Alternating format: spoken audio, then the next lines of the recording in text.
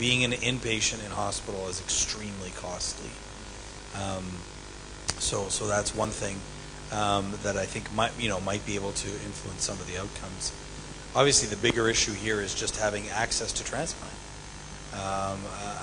There are so few centers that do it, and it makes it difficult. But I think some of the data that I showed in the morning emphasized the point that when available, it does have an impact. But I mean, we do have other options, thankfully, with the newer drugs. But and I think you've got excellent data here. You're collecting the information. You're learning from it. Transplant is a different phenomenon than just giving regular chemo. You need to have nurses that are trained and so many others. And once you hit a critical mass, then it starts to get a little bit easier because you start to notice a pattern and you can provide even better care for your patients. But it's impressive what you're doing. From what we learned from our colleague in Semarang and Surabaya, they use a different induction treatment. So what is your suggestion for the best induction treatment to get the best results? Yeah, I mean, I think it's always hard to know how you define best induction treatment because it could mean lots of different things. But if you had everything available to you, you would want to give bortezomib, thalidomide, and dexamethasone. I mean, I think that is, at least now in this country, would be the standard. In my country, it would be bortezomib, lenalidomide, and dexamethasone, and maybe before long, carfilzomib, lenalidomide, dexamethasone, which probably has the deepest response. But by not being able to give bortezomib and thalidomide together, generally, I think you have a choice of the two. I think most of us feel in the induction regimen that bortezomib is the centerpiece. So to give Cybor-D or just bortezomib dex is very good as well. So if I had one player to pick on the team, I would pick bortezomib up front and consider the immune modulatory drugs a little bit later. But if cost wasn't an issue and you had full access, I would give bortezomib and thalidomide because in the study that I showed, the VTD was slightly superior to VCD, although I have some challenges with that paper and I'm not sure I absolutely believe every bit of it. But I think a bortezomib-based regimen up front would be ideal.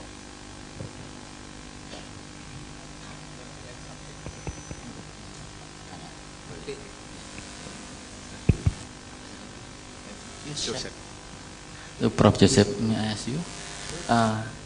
After PPSCT and then the patient relapse again, refill again, is this possible to give to perform the second PPSCT, or we have to perform the allogenic transplantation? That's a great question. 3 major papers have been published about second autologous stem cell transplant. I'm actually involved in all 3 of them, so it's something I have always had a bit of an interest in. The short version is the second transplant does not last as long as the first transplant. So the progression-free survival after transplant number 2 as salvage is probably about 50 to 70% of what you had the first time. So if someone has to calculate in their mind, is it worth it for whatever progression-free survival you're hoping to get? So our general practice is we will offer a second transplant as salvage if 3 criteria are met. Criteria number 1, there was benefit from the first one. We saw the numbers drop. Number 2, they tolerated it quite well. I mean, obviously some patients say, don't ever do this to me again, right? And then thirdly, and maybe most importantly, is that they had at least 2 years of progression-free survival after the first transplant. Now, there's debate over that. One of the papers said 18 months to 24, and then the most recent paper, which Sergio Giralt was the first author from the International Myeloma Working Group, said you could consider it even if someone only had 1 year. But, to tell a patient, you got a year out of your first transplant, now you're going to get half a year, that's tough to go through that process again. And then last comment about allo is that we're very hesitant to do allo transplant. Allo still has a very high transplant-related mortality. is we don't see as strong a graft versus myeloma effect like we see with leukemias and lymphomas. And sometimes people trade in their myeloma for a different disease with graft versus host disease. So our selection criteria and my selection criteria for allotransplant is, again, 3 criteria. 1, that the patient has genotypically high-risk disease, so some feature that points to high-risk disease. Number 2, they have phenotypic high-risk disease, meaning their disease is showing you that it is burning through lots of options quickly. That being said, you don't want to wait until it's the very last thing, because if you try and save a life with allo, you're going to be in trouble. And then thirdly, that they're younger. And who knows how to define youth, right? That's a very difficult. We joke in the U.S. and say, young is anyone younger than the transplant director, right? So if you're younger than your transplant director, you got a good chance. If you're older, thanks for coming out, right? But that scenario for me, the last person I sent to an allotransplant was in their early 50s. They'd only had myeloma for 3.5 years, but had already burned through the first 4 major drugs they had. So I just knew that was bad disease, and that's worth taking the risk, because the transplant-related mortality, the risk of doing an allo, is bare minimum 15, probably more like 20 to 25%. So 1 in 5 patients will die during an allo transplant for myeloma. So it's hard for me to offer that to someone early in their disease course when we still expect them to have a long life. Second question. Which one the best choice for the dose of high dose melphalan, 150 or 200 milligram per dose? Yeah, we don't have a great randomized trial that compares those 2 doses. I think right now the consensus amongst us is that going over 200 is probably not beneficial. There was the 240 study that really didn't show any benefit. So my strategy is I aim to give everybody 200 with a few exceptions. In patients with renal insufficiency, we will drop that to 140. Patients over the age of 70, unless they're particularly robust, we'll probably drop it to 140. If someone has amyloidosis and has multi-organ involvement, based on the original studies, we'll drop it to 140. But in general, the overwhelming majority of patients will get 200 milligrams per meter square. Okay, last question. Can we use the PPHD for the solitary plasmacytoma for elder patient less than 65? Well, that's a whole other question, I guess. But I'm hesitant in a solitary plasmacytoma if it truly is cytoma more than radiate. I know that you have issues with radiation here. What we have come to learn, however, is that solitary plasmacytoma is extremely rare, because we think someone has a solitary plasmacytoma, but when we start to investigate, we realize they actually have myeloma, whether we see it on imaging or look carefully in the blood. So if that's the case, like I made the case earlier around smoldering myeloma, the patient has true myeloma and you treat them with the best treatment you think you should give them, which could include peripheral blood stem cell transplant. Someone really has just a solitary single plasmacytoma somewhere, I'm hesitant to take them to transplant because I think you're over-treating them. But again, if there are high-risk features from that patient has a high risk of recurrence, so you have to balance that. Okay, thank you very much. Oh, it's my pleasure. Dr. Ravi, maybe you want to comment something about the discussions? Please, Mike.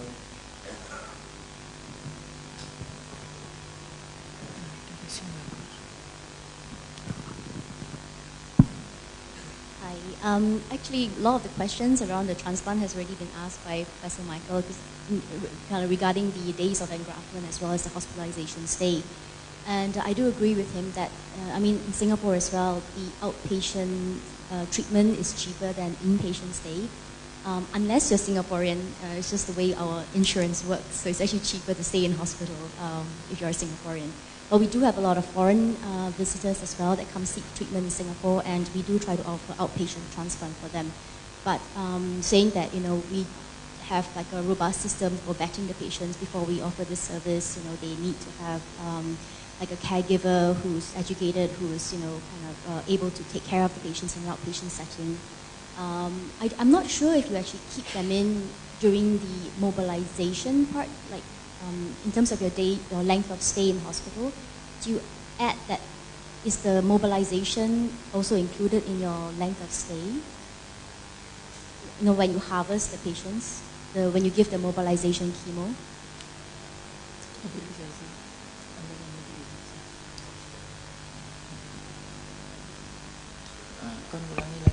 Would you please repeat your question, the last question? When you have the length of stay, do you include the mobilization of the patients, when you give them mobilization chemo and then harvesting in the length of stay? Yeah. Yes. We starting mobilization. Yeah, mobilization. So you admit them for the 1 week or something as well? Yeah, I think she just asked. Okay. Why don't you discharge them and then bring them back in again? Is there difficulty with transport? Is it that they're very far away?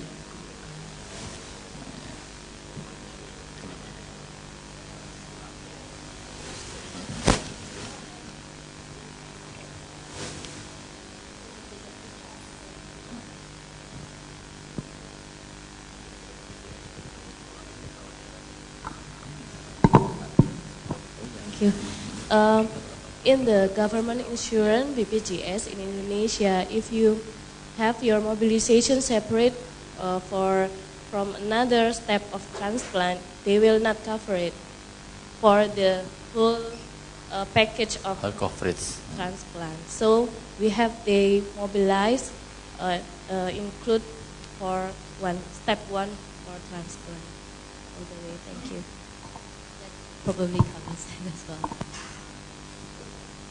Okay, we have a nice discussion, but our time is up. So please give applause again to all of the speakers. And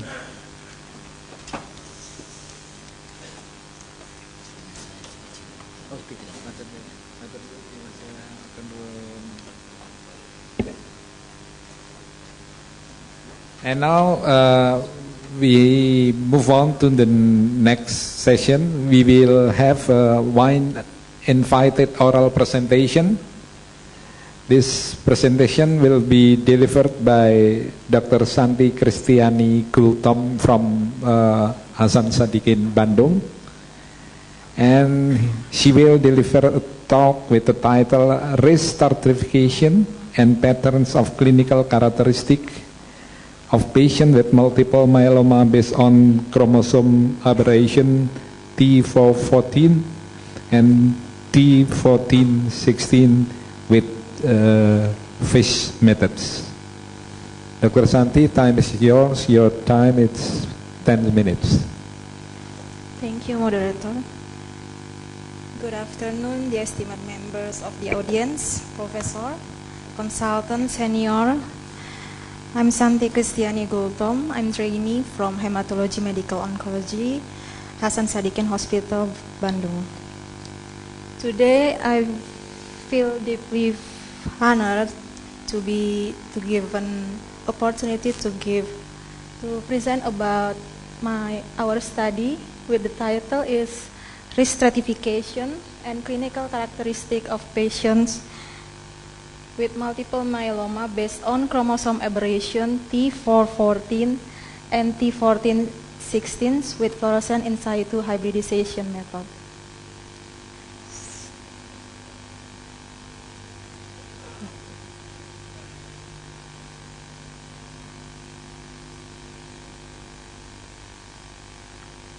Multiple myeloma Multiple myeloma is approximately 1% of neoplastic diseases and 30% of hematologic cancer of world population. Its annual age adjusted about 4 until 5 cases per 100,000 people in United States, with the median age at diagnosis is 70 years old. 37% is under 65 years old, and 37% is more than 75 years old. It's most common in African American people, and men slightly more common than female. In the year 2012, the death rate is about 1,010 people. In Indonesia, the age rate when the diagnosis is up than 50 years old. Multiple myeloma is a cancer of plasma cell in the bone marrow. Plasma cell is known as a subtype of white blood cells that produce the antibody to help fight infection.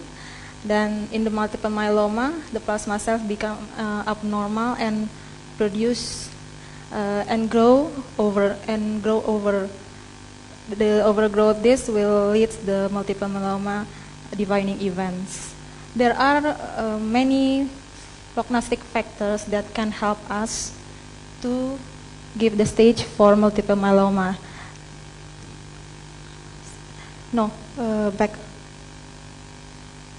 Such as Duris Salmon in 1975, international staging states in 2005, conventional cytogenetic in 2007, and fluorescent in situ hybridization in 2009. These factors can give us info about the risk stratification, but the three first factors is not usually used to determine the need of choice for therapy. So the last factor, fluorescent in situ hybridization, slide, can be used to help us as a prognostic and predictive factors, which mean that we can use it to determine the risk. Besides, we can use it to determine the risk stratification of the myeloma patients and clinical characteristic differences.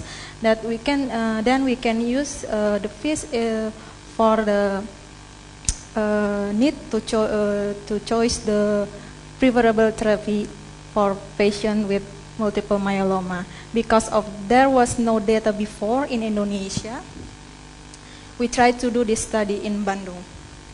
The aim of the study is to determine the cytogenetic pattern of multiple myeloma patient in Hasan Sadikin Hospital Bandung, and to determine the differences of clinical characteristic of multiple myeloma patient based on risk stratification in Hasan Sadikin Hospital Bandung. This is the risk stratification from MSMART Clinical Guidelines 2013, which divide the multiple myeloma patient into three subgroups: high risk, intermediate risk, and standard risk, which have each chromosome checked. As a sample, in high risk, we can check the deletion 70p, T1416, and T1420. In the intermediate risk, T414, deletion 13, and in the standard risk, all other including hyperdiploid and T1114 and T614. We use the probe that we used in this study is for the high risk is T1460, and the intermediate risk is T414. Slide. Yes, this is the treatment, the new treatment from the guidelines 2016 from the transplant eligible and transplant ineligible for newly diagnosed MM. I want to undermark that every patient mostly need the proteasome inhibitor or novel agent for the high risk and intermediate risk group in multiple myeloma. Slide. Methods is descriptive study and consecutive sampling. Slide. 29 multiple myeloma patient, inpatient and outpatient in Hasan Sadikin Hospital Bandung were given written consent, and there were screened according to inclusion and exclusion criteria. Then we have 25 patients were eligible for this study. From this patient that we had that their data taken, such as age, sex, calcium, creatinine, hemoglobin, bone X-ray, and cytogenetic tests with the probe T414 and T1416. The cytogenetic test will release the risk stratification was ascertained, which was high risk and T1416 and intermediate risk T414. From all the data we have, the characteristic differences between the risk stratification, high risk and intermediate risk can be concluded. Slide. The results were statistically evaluated by using Severo-Wilk test and pair t-test, Fisher exact test, and p-value less than 0.05 to show that the significant statistically result. Slide. This is the result that the clinical characteristic of patient with myeloma patient in our hospital. The range age is 35 until 80 years old, with the male is more common than female, and the CREB parameter, calcium, creatinine have elevated value than the normal value, then hemoglobin is under the normal value. The bone X-ray show that all patients show the lytic lesion in their X-ray. Slide. This is the cytogenetic pattern of MM patient based on the probe T414 and T1416. We can conclude that the patient with the high risk group T1416 and the patient with in the intermediate group T414, it was almost the same. This is different with the some previously research in some countries that they have a lower number of patients in both probe T414 and T1416. In Fonseca, M Smart, Kumar, and last in Asia, the number is less number than the Indonesia. In Bandung. Slide. This is the FISH result. We can see by using electron microscope. The green light, when collaborate with the red light, it will give us the melted orange light. Then the orange light will give us the info that there was the translocation between the chromosome is happened. So in our patient, sample number 6, female 54 years old, in probe T414, we can see that there is orange light that we can conclude that this patient is in intermediate risk group. Slide. Second sample, I take from the sample number 15, female 54 years old. We can see that the orange light is in the probe T1416. It means that this patient, can we put her into the high risk group multiple myeloma. Slide. From the clinical characteristic pattern based in sex, age, calcium, creatinine, and hemoglobin, the calcium only is the parameter who gives the significant statistically value for multiple myeloma, with the value in the high risk group is more elevating than the value of the calcium in the FISH for intermediate risk group. The other, sex, age, creatinine, and hemoglobin, is not give us the information about the significance statistically. Slide. Yes. Then we try to look after calcium level based on sex category between the intermediate risk and high risk group. Slide. Yeah, we see that the male in the group, high risk group, have elevated level of calcium more higher than the intermediate risk group. Then he have the p-value and are less than 0.05. It means that this result is significant statistically. Slide. As a discussion, I write down for some paper from some research for some countries. First, Brenner etc. They found the male one, that diagnosed multiple myeloma 60% with age rate 69 years old with median 20 and until 91 years old. Kumar etc. The diagnosed 60 years old, age about 50%, and age the diagnosed 70 years old, about 85%. From NCCN, male age rate 62 years old and female age rate 61 years old. From Hilman Tajuddin etc., age rate more than 50 years old, about 71% from 70 patients in Darmais Hospital. From cancer statistic, rate incidence male more common in female is about 40 until 44 years old, and if they get older, the ratio increase 2 times. Slide. The limitation of the study is our study just only use sample 25 patients, and we only use 2 kids probe T14 and T14-16 due to the lack of the resources. As the conclusion, this study showed that the prevalence of intermediate risk group T4-14 and high risk group T14-16 was almost the same. The differences of clinical characteristics between T4-14 and T14-16 are mostly not significant statistically, except hypercalcemia in male patients with T14-16 is higher than T4-14. Proteasome inhibitor or novel agent is needed in most multiple myeloma patients in Hasan Sadikin Hospital, Bandung. Thank you.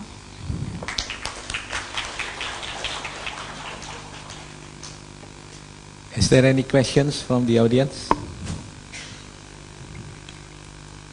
May I? Yeah, it's really a nice study, even though with smaller size of sample, it's really inspiring. I'm just curious because you said in the previous report from international publication, the survival is like 5 to 8 years from the moderate and high risk groups. I'm just curious whether you also analyze the survival from this subset. Thank you, Doc. I'm not analyze the survival rate of this patient. The patient were eligible for this study.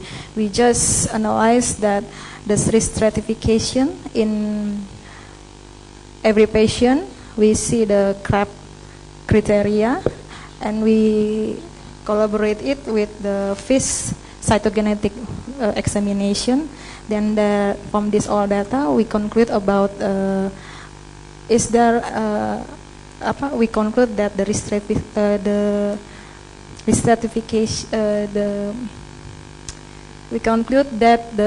stratification between we conclude that the clinical characteristic differences between the risk stratification by using fluorescent in situ hybridization.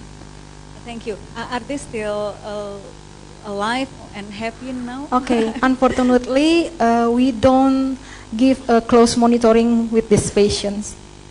Thank you. One question from me. Again, this is a very nice study. Despite your small samples, but do you have explanation why we have such of high-risk patients compared to other part of the world, like you stated here? Can you based on your result, the high risk it's 50%, right? And in the other part of the world, it's just around 15 to 20%. So, can explain why we have such high risk patients? Sorry, thank you, Dr. Johan. I don't know. I don't have an idea for that, but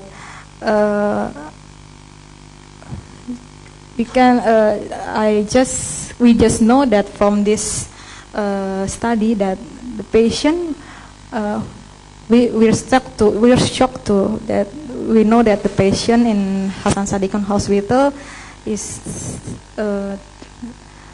Boleh saya jawab bahasa Indonesia?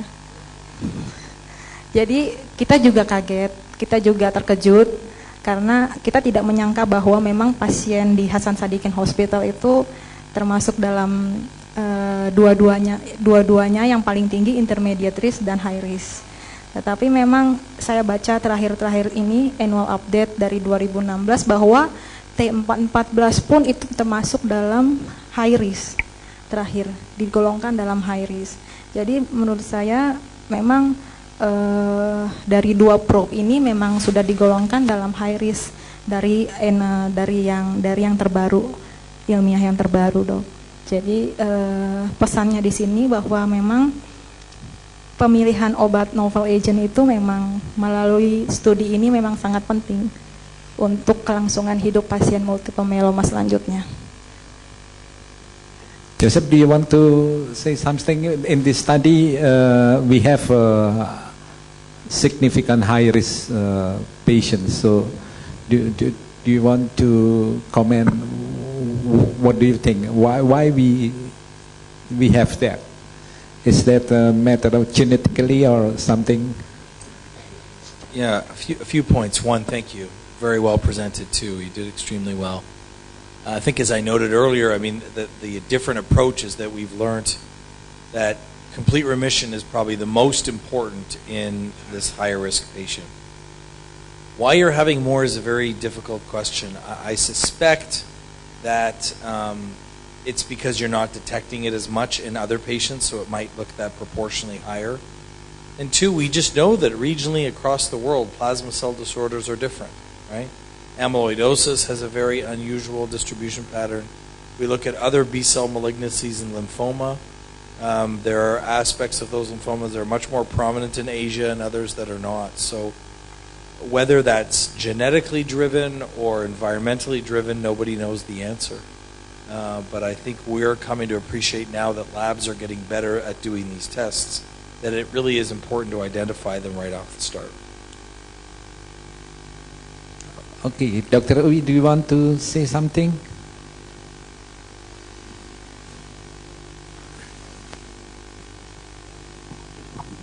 Thank you very much for your study. We don't actually see that many high risk in our patient groups. I suppose we do have, in Singapore, we do have the three kind of main populations, which would be Chinese mainly, and then so that would be similar to the international group, the one that was mainly on Chinese patients. But we do have a Malay subset of patients as well. So genetically, they did come from Indonesia, but we do not see an increase in 414 or 1416 in them.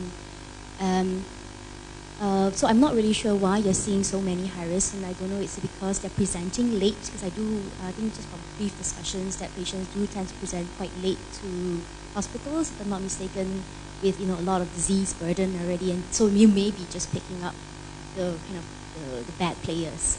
Maybe the patients who are quite well may not come earlier on.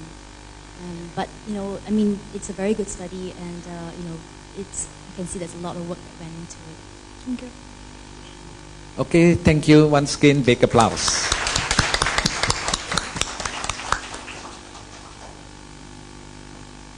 Thank you. I give back to Dr. Susan. Thank you very much, Dr. John Kurnianda. So, ladies and gentlemen, we will have lunch now, and lunch will be until 12:30. So, please come back again in time. Have a very nice lunch, Indonesian lunch.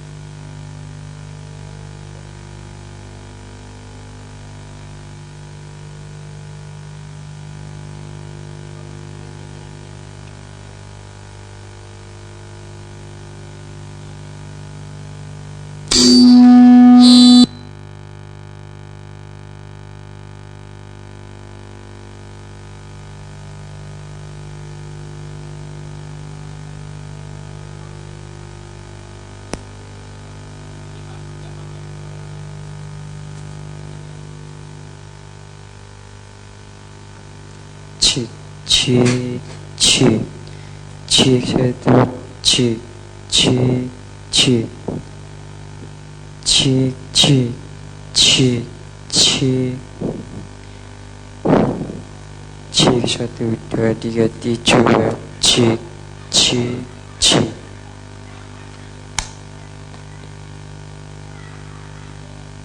cik, cik, cik, cik, cik, cik 1, 2, 3, 4, cik, cik, cik, cik, cik, cik, cik, cik, cik, cik, cik, tes 1, cik, cik,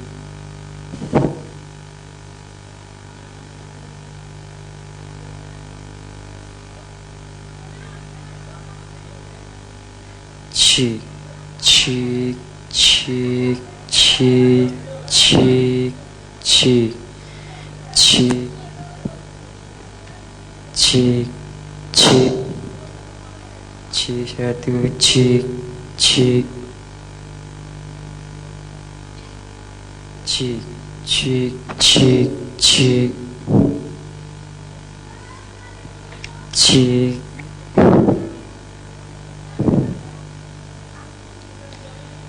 cik.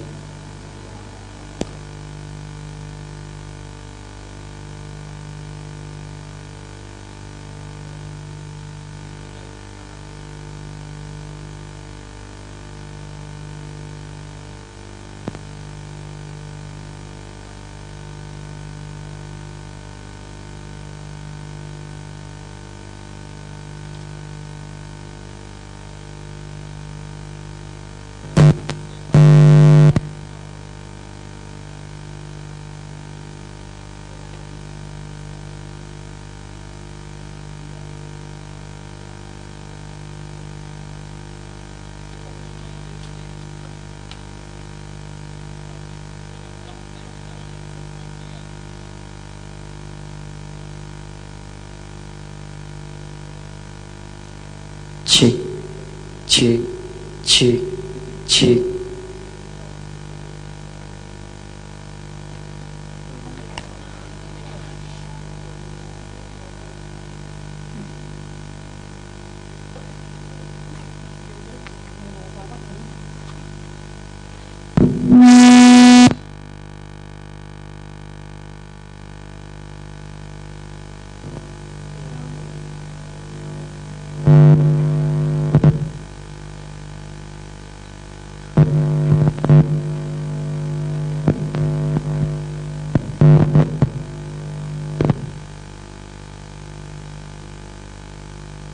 Cik.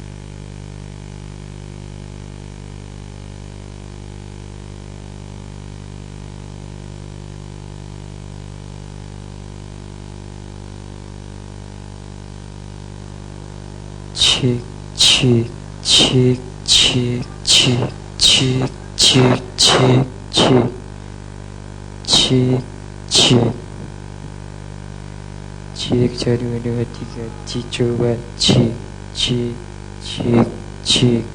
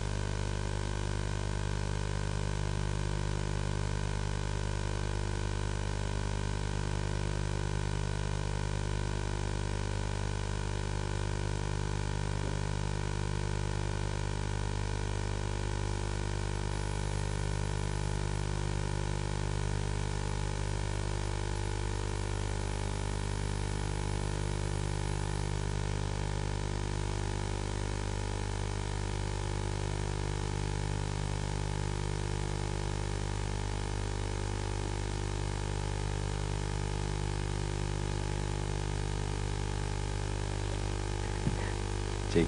Oke. Terima kasih.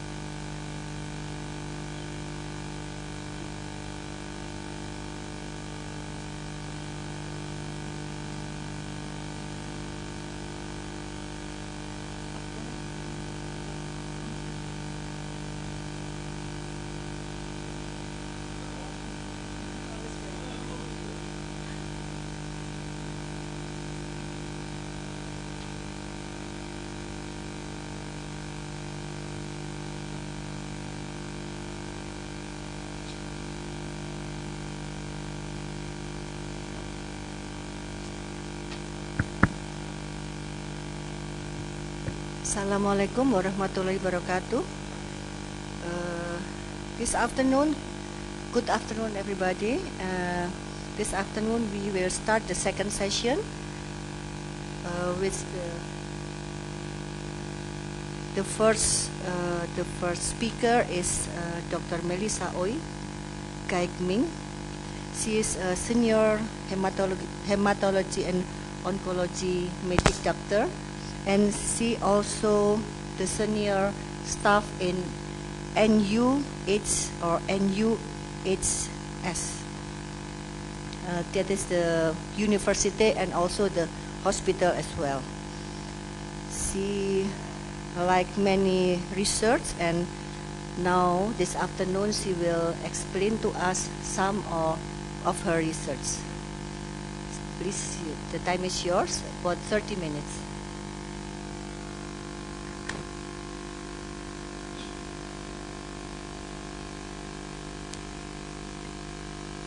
Hello, thank you for having me here today. Thank you for the invitation to speak at your conference.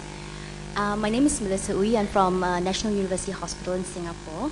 So 45 minutes I was told I had, not 30 minutes. It's a bit short for relapsed refractory multiple myeloma, but I will try to keep the time.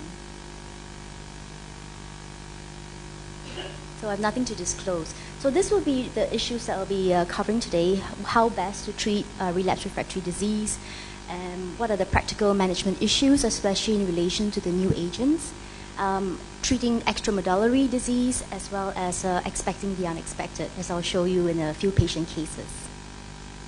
So over the last 15 years, myeloma has really changed. I mean, I remember when I first started training, which was quite some time ago, we had VAD, which is, now VAD is dead, as the paper would say. And the life expectancy for myeloma patients has also extended. Now we can say that myeloma is something akin to a chronic disease. If you have standard risk myeloma, you can expect to live for about 10 years at this point in time.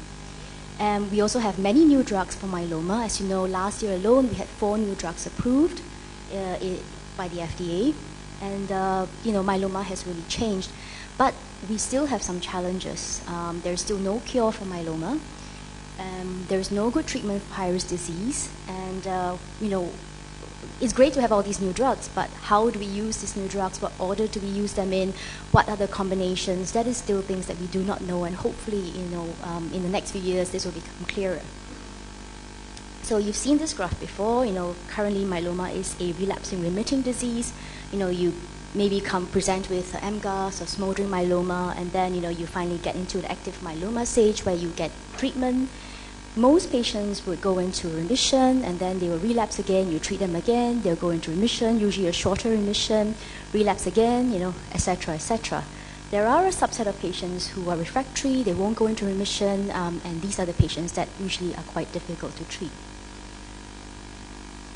So you have 2 cases here. You have a slow asymptomatic relapse, or you have a fast symptomatic relapse.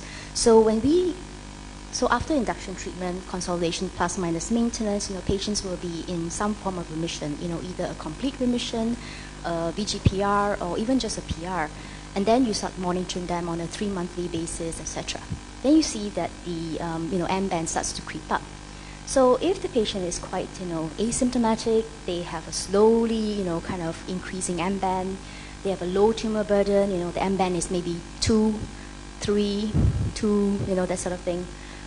If they were cytogenetically low risk at the very start, and they are very fit and well otherwise, you can afford to just watch these patients, closely, but just watch them and not necessarily have to do anything.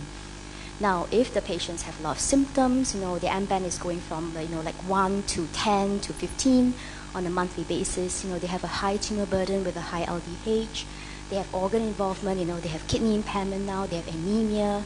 If they had cytogenetically high-risk disease at the beginning, they have a poor performance status. They're not very fit. You may elect to treat these patients faster. So really, when and how you treat the patients would really depend on how they present themselves. As what Professor Michael said, is how they phenotypically present their disease. So, as mentioned before, if they relapse within a year, then you may want to You may indicate that the patient has a resistant type of disease. You may want to change the initial treatment. Let's say if you use Velcade initially, you may want to use lenalidomide. If you had used lenalidomide, you want to use, maybe a proteasome inhibitor. And if you haven't used any novel agents, let's say use VAD or just, high-dose dexamethasone, it may be the time to consider it at this point. If they have a late relapse, so they had a good run, they were very well, you can re-challenge with what you've used before. So if you've used Velcade before, you can always use bortezomib again.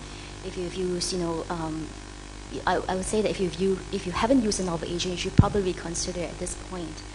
And if the treatment was effective, no, there's nothing wrong with reusing it. So we try to individualize the treatment of the patients at the relapse. So if they have, we look at their disease. Are they an aggressive disease or a non-aggressive disease? Because that would involve maybe using 3 drugs versus 2 drugs.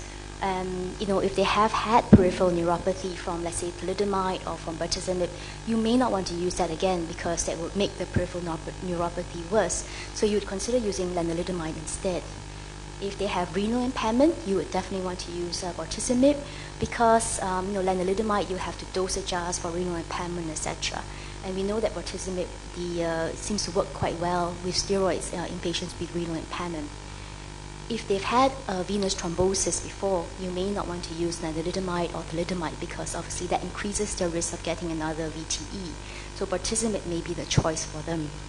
If they have a low bone marrow reserve, and what I mean by that is that they have a lot of cytopenias.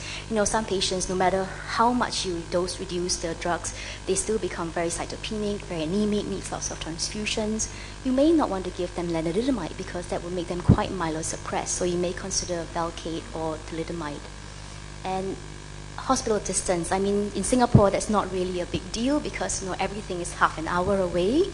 But I'm sure in Indonesia, this will be a problem here. So if you are very, very far away, coming in, twice weekly or once weekly, even for injections of bortezomib, may not be something that will suit the patient. So an oral version or an oral tablet, obviously, where they just come for a review once a month, may be something that they would prefer. So as mentioned, we have many, many options, thalidomide, lenalidomide, bortezomib. Obviously, we do know that triplets are better than doublets. We have a combination chemotherapy of old, the DT-PACE, etc., especially if they have extramedullary disease. And, we can always still consider transplant, be it a second autologous stem cell transplant or a first if they haven't had one before, or even an allogeneic transplant. But again, this one, an allo transplant would be reserved for really the cases where you feel that, they are really bad players. And, we have lots of new treatments now. We have many new proteasome inhibitors, such as calcifimib, ixazomib, which is all FDA approved now. And then we have your new IMiDs as well, like pomalidomide. And we have pubinistat, which is a HDAC inhibitor. And your monoclonal antibodies, daratumumab, alatuzumab, they're all also FDA approved right now and available for use maybe not in Indonesia, but available for use. And there are many others currently still in, phase 2 trials, etc., but will probably be coming out in the next few years. And when we talk about immunotherapy, we not only have the monoclonal antibodies, but there's checkpoint inhibitors, there is vaccines, there is CAR therapy, and all these are currently still in trials, but they will be available in the next couple of years. And this is a field to watch out for because I think there's going to be a lot of improvement in myeloma patients, maybe even giving them long remissions with these new therapies. So just to run through a couple of relapse refractory studies, based on the agents I've spoken about, and I won't dwell on this because I know there's been a lot of mention already. So just this couple of studies, the POM-DEX study, Panorama, Endeavor, Tourmaline, which is the ixazomib study, Eloquent, which is the alatuzumab, and then obviously daratumumab. So just to remind everybody, POM-DEX was against the high-dose DEX, and you can see there was an improvement in the median PFS as well as OS. So there was also not too much toxicity seen in the treatment arm, mainly related to cytopenias, because of the pomalidomide. So that's no real surprise. So the conclusion of the study was that it works. So that's why pomalidomide is now approved in a relapse refractory setting.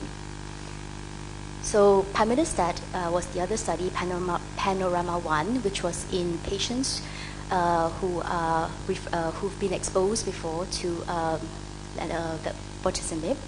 And it was really it was based on the phase 2 studies, which showed that patients who the subset of patients that did well on the pamidostat was the ones that had Velcade before.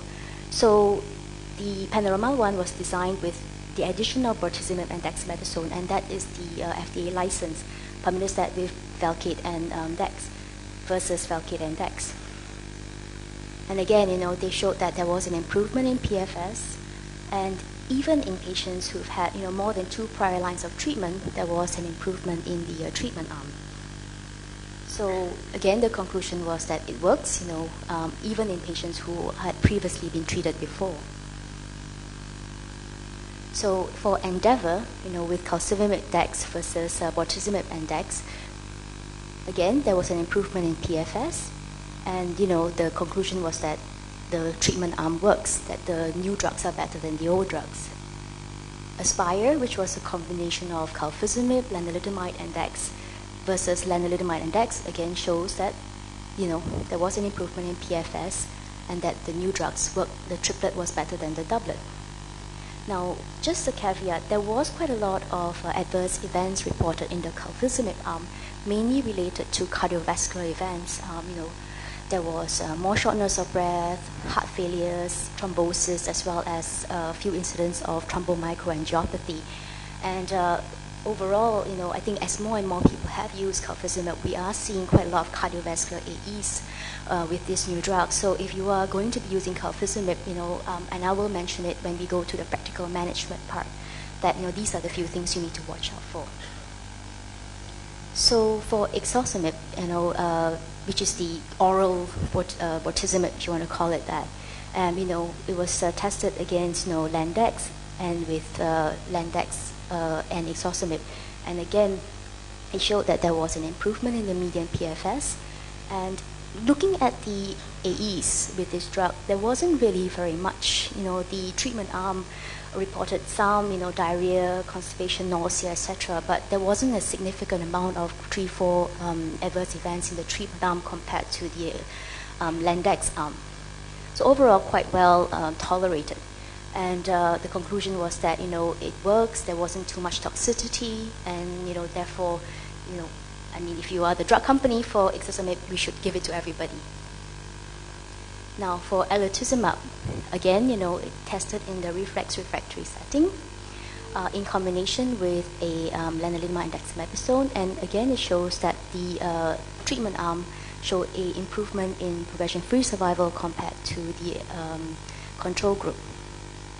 And there, again, most of the most of the adverse effects were really related to infusional events.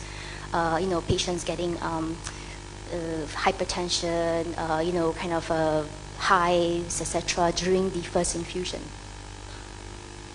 And for the second monoclonal antibody, the anti-CD38 antibody daratumumab, there were 2 studies, the CASTOR and the POLOX. So CASTOR was the daratumumab with bortezomib dexamethasone, and POLOX was with daratumumab lenalidomide dexamethasone.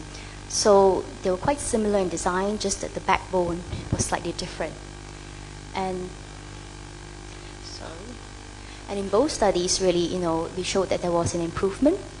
And the main adverse effects, again, were mainly related to infusion. So about 80% of patients had infusional-related events, and it was mainly during the first reaction, and then it kind of went down quite a bit in the second and subsequent infusions.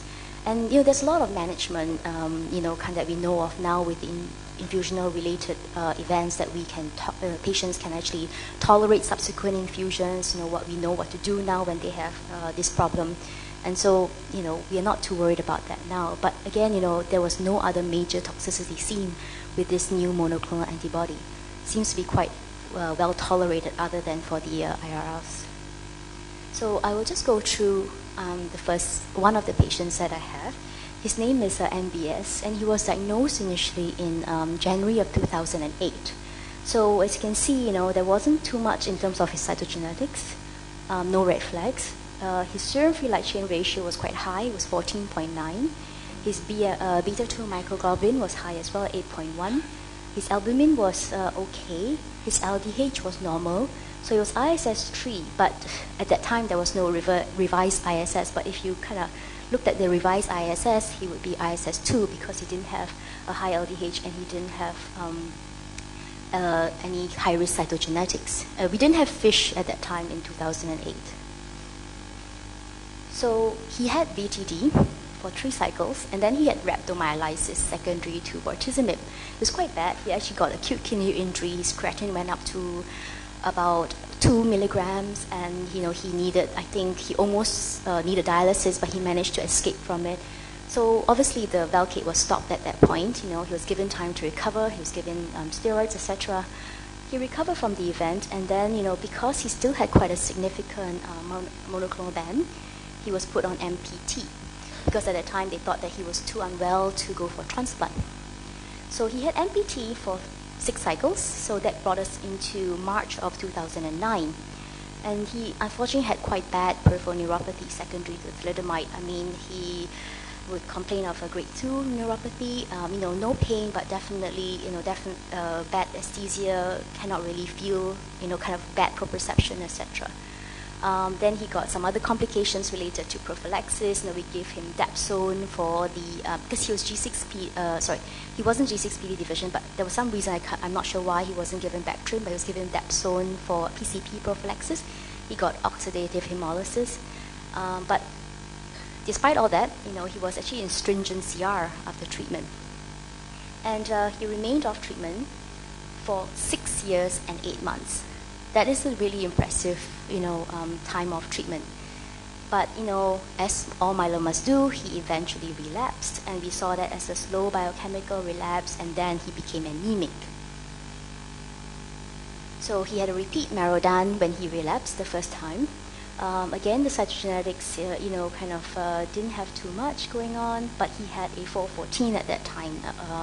He may have had it in the beginning, we just didn't have FISH at that time, so we didn't know. He also had anemia and renal impairment. He again, had abnormal free light chain ratio as well as a highish M-band. So we restarted treatment for him. And we had several clinical trials running at that time. So he got onto a clinical trial. So I'll show here. So this was, kind of when he was in his remission. Then when he relapsed, he got on to the tourmaline, ixazomib, dexamethasone trial, which is the MLN trial. Now, we're not sure which arm he was in, but he had a reasonable reduction in his M-band.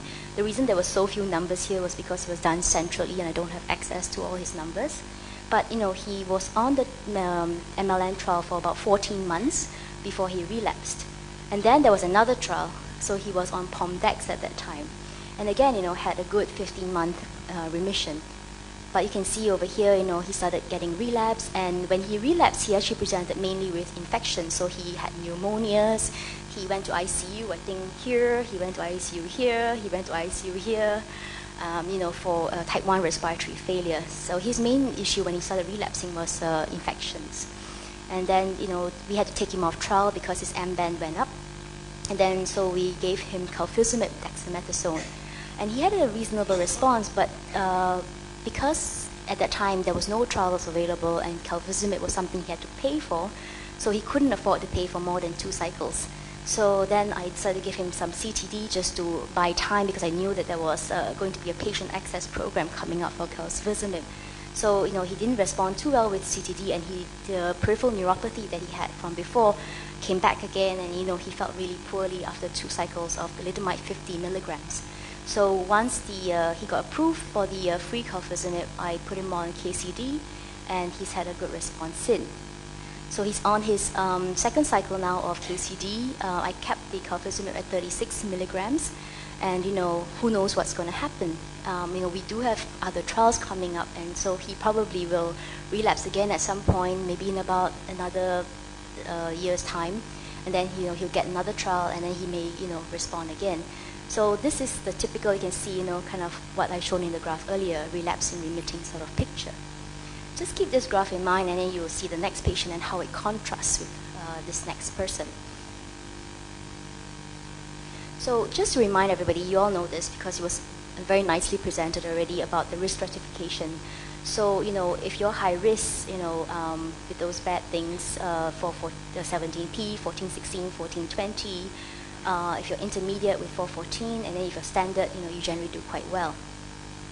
So again, this is the revised ISS. I don't need to remind people about this, so I'll just skip on to the next patient, TSH.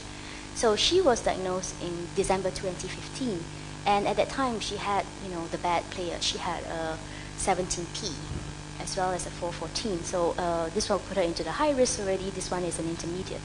So again, she was ISS 3 because she had a high beta 2, and the revised ISS was 3 because she had both the ISS 3 as well as a 17P deletion.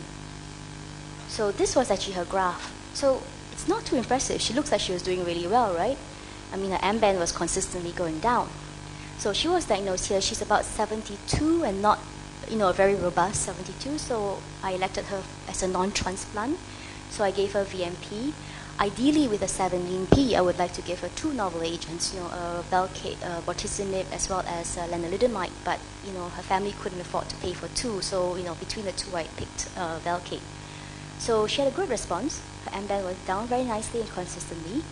But around here, her platelets also fell. I didn't put the graph up, but her platelets would be, low initially at presentation. Then it went back up to normal, and then it would fall. It was around 20s, around here, and there was no explanation for it. She was very well, she was not septic, but her platelets would be here. And then she started getting all these fevers around here as well, which again, every single workup was done, no identifiable source of infection. So because of the low platelets and this funny fever, I decided to marrow her. And this unfortunately was her bone marrow. So this was her bone marrow at diagnosis, and this was her bone marrow at relapse. So you can see, the marrow at diagnosis was kind of your normal standard plasma cells, but at relapse, they have a multinuclearity, they have a more sort of plasmablastic appearance, so they've kind of changed. So this does not look like the same disease, and certainly we can see that, although, she didn't have an M-band, and her serum free light chain was also quite flat, that, she's obviously relapsed and changed her disease, so there's probably clonal evolution here. So I put her on ixazomib, lenalidomide, dexamethasone, mainly because of cost concerns, and the fact that she didn't want to travel very frequently. She liked the oral version. And she has done reasonably okay so far, although she's still quite thrombocytopenic. So because I cannot use her M-band to track her now, I will have to do a bone marrow in about maybe 3 to 4 cycles if I don't see any improvement in her blood counts, just to know what's going on in terms of her disease. Because at this point when I marrowed her, her bone marrow trafine was full of myeloma. There was no normal cells, and that would explain the thrombocytopenia. So this is what we normally do in NUH. We will always give a Velcade-containing regimen as our first line. If you are transplant eligible, we would give VTD. If you are transplant ineligible, we would give VMP. And then we would give an IMiD, usually thalidomide. If you can afford it, definitely lenalidomide would be our choice. And then, we would, use back Velcade if they had a good response previously, etc. And then if they relapse through all this, we would consider calcizumab or pomalidomide. And then, vice versa, one or the other. And then an alternate would be, pavinostat in combination with Velcade. And then, really we would use combination chemotherapy like TT-PACE, etc. Now, if there was a clinical trial, we would enroll patients in clinical trials. We may sometimes just give like 1-2 cycles of chemotherapy just to disease control them before we move them on to a sort of a novel agent, especially if they have a very aggressive type disease or they have extramedullary disease, just to get in control of their disease.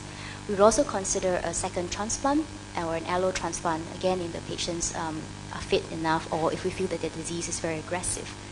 Now, in the advent of the current era with all the new meds, daratumumab obviously comes into play now. We don't really know at which point, it will come in, probably around here, but, we can use it anywhere along here as well. And same for elotuzumab. Again, we can use it anywhere along here. And the same for ixazomib. Again, we can use it anywhere along here.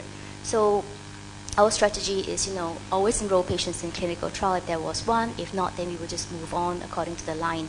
Sometimes we do get access to free drugs if the company is, in the midst of regulatory approval, and we would try to add that in. So ixazomib currently, when we have availability of free drugs, we would add it to anybody with Landex, just because we know that, ixazomib Landex is better than Landex alone based on the trial. So when we choose treatment for relapse refractory disease, sometimes it's kind of arbitrary. Sometimes it depends on the patient's needs. It's also depending on how the patients present in terms of their disease. So there's a lot of factors that influence our decision. So, things like how they tolerate prior therapy. So like my man with bad neuropathy with thalidomide, I really didn't want to give him CTD again, in the relapse setting, but because there was no other choice, I said, let's try it. If you have very bad pain, we will stop it. And true enough, after just 50 milligrams, 1.5 cycles, he said, Doc, I cannot take it anymore. I can't even walk. So we had to stop it. If they've had, prior therapies, if they had good response, again, we would try them back again on the same medication because they've shown that their disease, has responded before in the past. If they had a very long interval since the last therapy, again, we would go back again with the same medicines. If there's certain subtypes, high-risk subtypes, etc., we may be more aggressive up front. If they have, other comorbidities like renal impairment, I may use Velcade, let's say, in place of lenalidomide in patients like that. Again, treatment availability, as you can see, we are quite, promiscuous. If anything's around, we would just give it to the patient because, obviously, like Indonesia, patients have to pay for all these treatments, and so if we can get free drugs, we would just give it to them. And how fit they are as well would play a part. Like the other lady, the second lady who was quite weak and didn't want to come in very much. I would like to give her calcifimab if I could, Landex, but she didn't want. So again, patient factors, patient choice plays a role in this as well. And if they've had previous stem cell transplant, how quickly or how long their remission is after transplant would play a role in, would we recommend a second transplant or even an allogenic transplant in these patients. So managing adverse events. So just very, very briefly, there's a lot of new medications out there, and there's been a lot of management issues with some of these new agents. So as you can see, with pomalidomide, most of the problem is myelosuppression, but we can give GCSF to support the patients through their myelosuppression part until their bone marrow recovers and kind of makes their own myeloid cells. And with calcifimab, cardiovascular events tend to be a problem. Pamilistat, patients get a lot of diarrhea, and that could probably be related more to dosing. Ixazomib, patients tend to get thrombocytopenia, although like with bortezomib before in the past, it is a transient phenomenon. Daratumumab and elotuzumab both have problems with infusional-related events, as well as some interference in terms of the lab with how we quantify the M-band. So I'll just focus in on these two.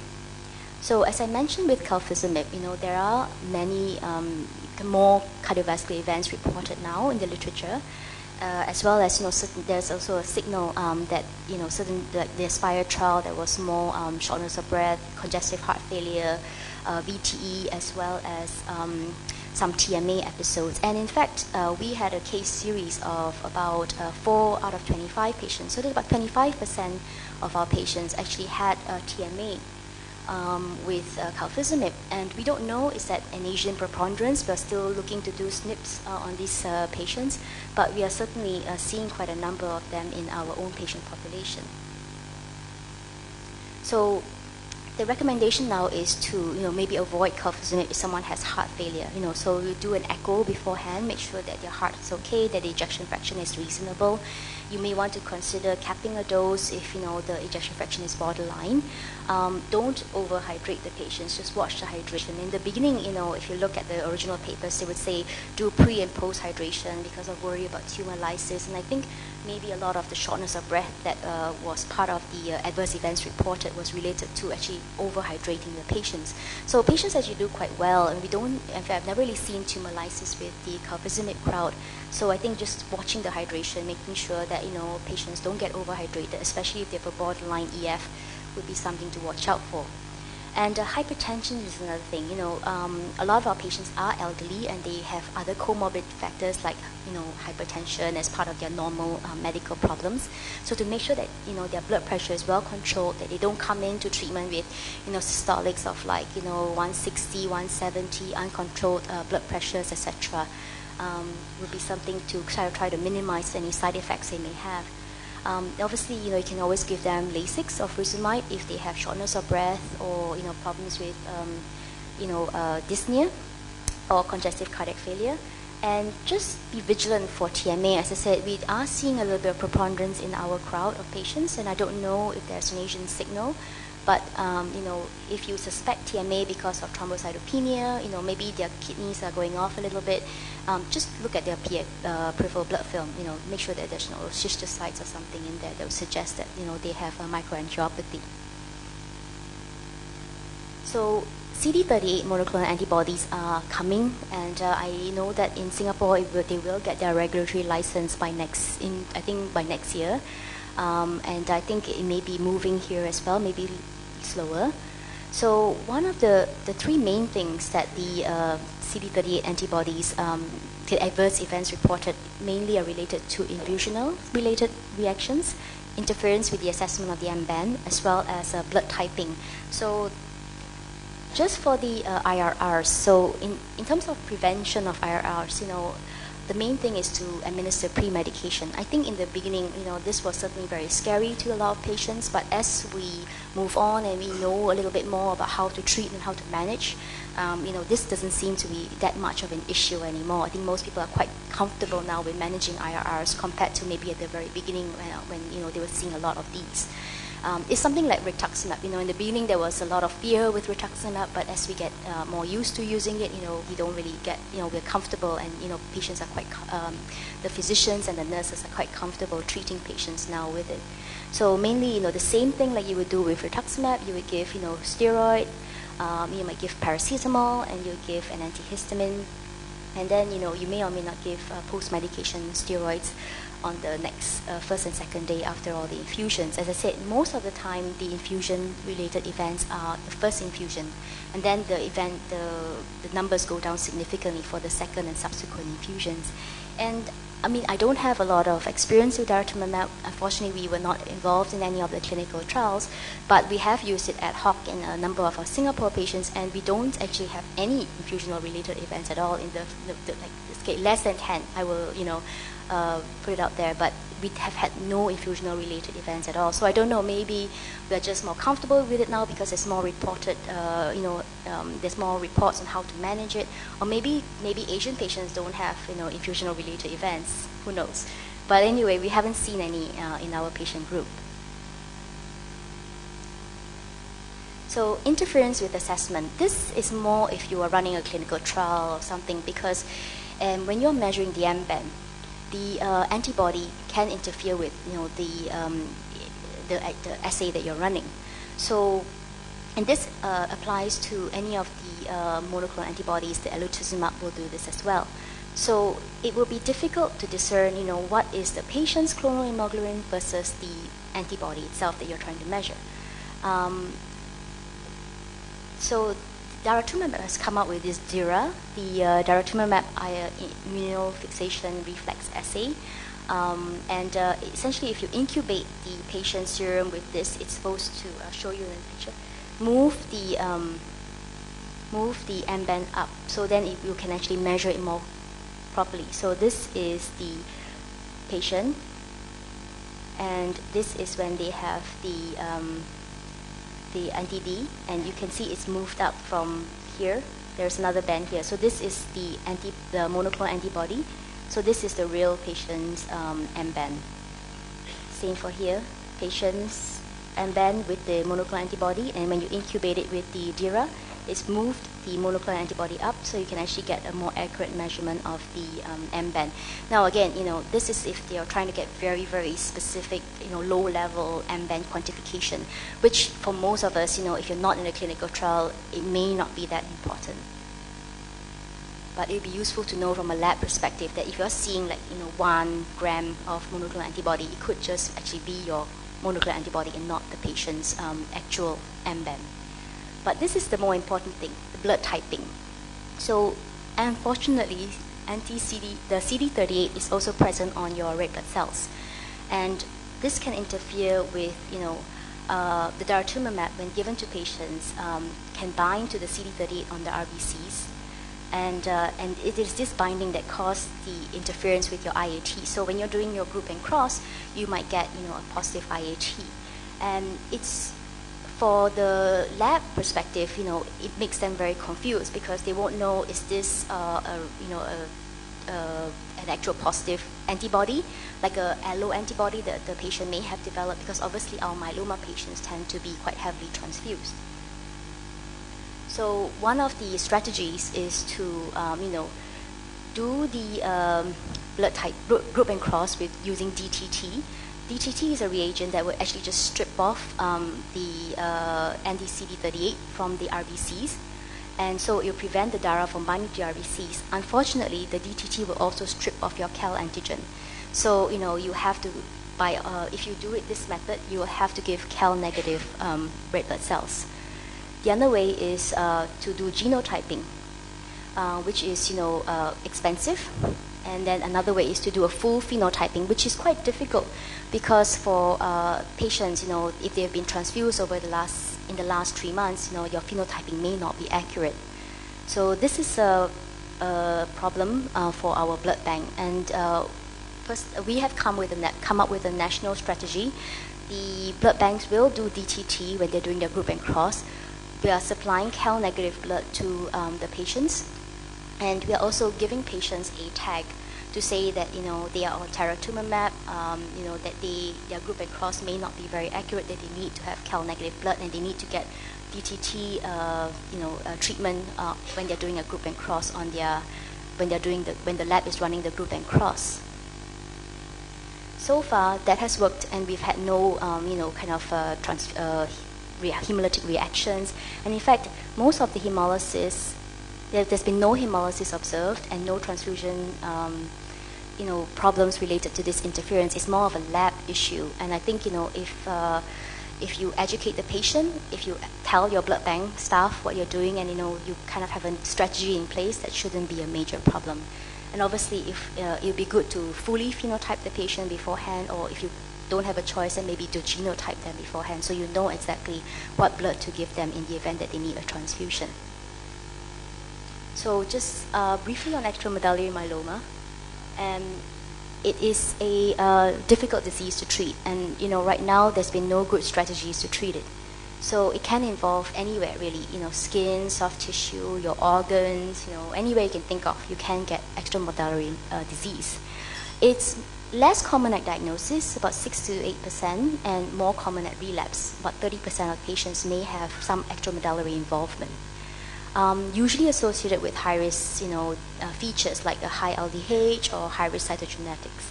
And it is a bad prognostic marker. So if patients present with extramedullary disease at the beginning, you know that they're not going to do so well. So how you treat them would really depend on where the extramedullary disease is. So, the main thing is to diagnose it. So I think someone mentioned in the previous panel about solitary plasmacytoma. And, if you see someone with, let's say, a solitary plasmacytoma, you want to make sure that that is really the only location, that they don't have disease elsewhere. So you're obliged to, investigate them as best you can. Now, depending on what's available in your hospital or, what imaging facilities you have, you would want to do like an MRI or a PET scan if possible, just to make sure that they don't have disease elsewhere. You need to do all the myeloma screens, so the serum protein electrophoresis, the immunofixation, the light chains, the Benz-Jones protein. Obviously, you're obliged to biopsy to make sure it really is a plasmacytoma or a myeloma. And you may consider doing an echo. Again, this will If you don't have availability of PET scans, then you may have to do CT scans. If you don't have availability of MRIs, you may have to consider doing something else. So it really depends on what imaging facility you have. But if you can, you should try to make sure that they don't have disease elsewhere, that their solitary plasmacytoma is really just a solitary plasmacytoma. So just to illustrate the point, we have a patient. She was diagnosed in June of 2014, and her bone marrow showed normal karyotype. Her fish was normal, and she was ISS2, and she was treated with VCD ×4. She went into a VGPR, and she had a stem cell transplant in November of 2014.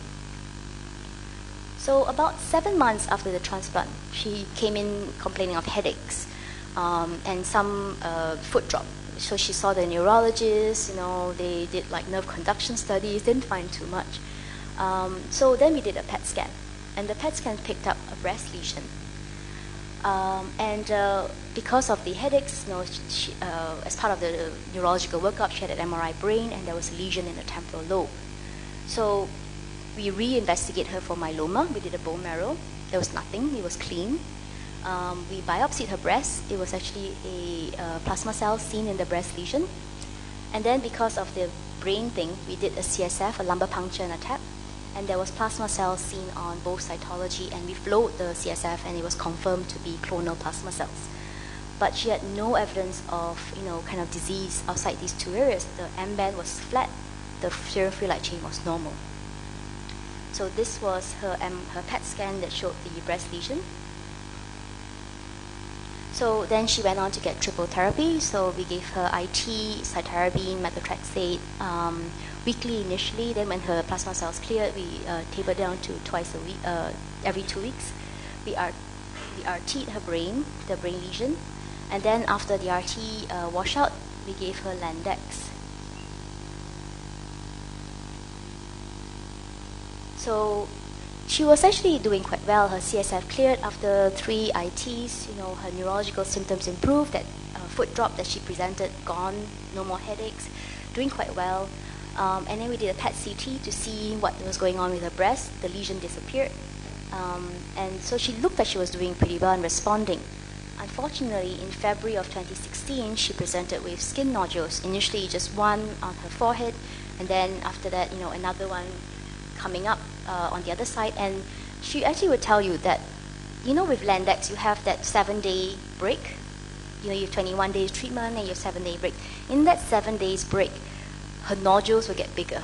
Then when she goes back on treatment, the nodules get smaller. So she can actually tell you, oh, my nodule is getting bigger when I'm on my week break. So we biopsied the skin nodules, confirming that it's plasmacytoma. And again, when we did this lumbar puncture, there was no more plasma cells seen on the CSF. We did a PET CT when she presented with these nodules, and it showed that, unfortunately now compared to the previous PET, she has all these hotspots in her axial skeleton, as well as in the mediastinum. So she's relapsed again on Landex, and so after a long discussion, we offered her a second transplant. She wasn't very keen, and to be a great run after the first, it was only 7 months, so we didn't think that it would be particularly great either. She was still quite young and quite fit, so we suggested an allogeneic transplant, although, with all the caveats, with transplant-related mortality, and she took the decision that she didn't want to go for it. So because she was still on Landex, we added in ixazomib just to buy some time. We were considering giving her chemotherapy to at least shrink down, reduce some of her disease before we put her on something like calfizimib. In the meantime, we had radiotherapy. We gave her radiotherapy to control all these nodules that were coming up on her face because it was quite disfiguring for her. But unfortunately, she passed away as treatment progressed. So you can see here, this was her M-band. So after her initial VCD and autologous stem cell transplant, M-band went right down, and the blue is the free light chain ratio. So there's nothing. Even when she relapsed with the breast lesion and the CSF, there was absolutely nothing on her M-band and free light chain. And it only started to creep up a little bit around the time when she had the skin nodules. So, sometimes you can't rely too much on your M-band to pick up relapses, and it's more on the clinical presentation of the patient. So with CNS disease in CNS extramedullary disease, there's no good treatment. Nobody knows what is the best option to give these patients. We do know that we can help diagnose it by using MRI, CSF analysis, looking at the CSF for flow cytometry, looking even at M-band or serum free light chain in the CSF sample itself. And the main thing is to make sure that the patient doesn't have an infection. The IMiDs, the lenalidomide, thalidomide, or pomalidomide, has been shown to work in these cases. Obviously, we know that steroids can penetrate the blood-brain barrier, the dexamethasone. Bendamustine and radiotherapy, again, there will be options to consider.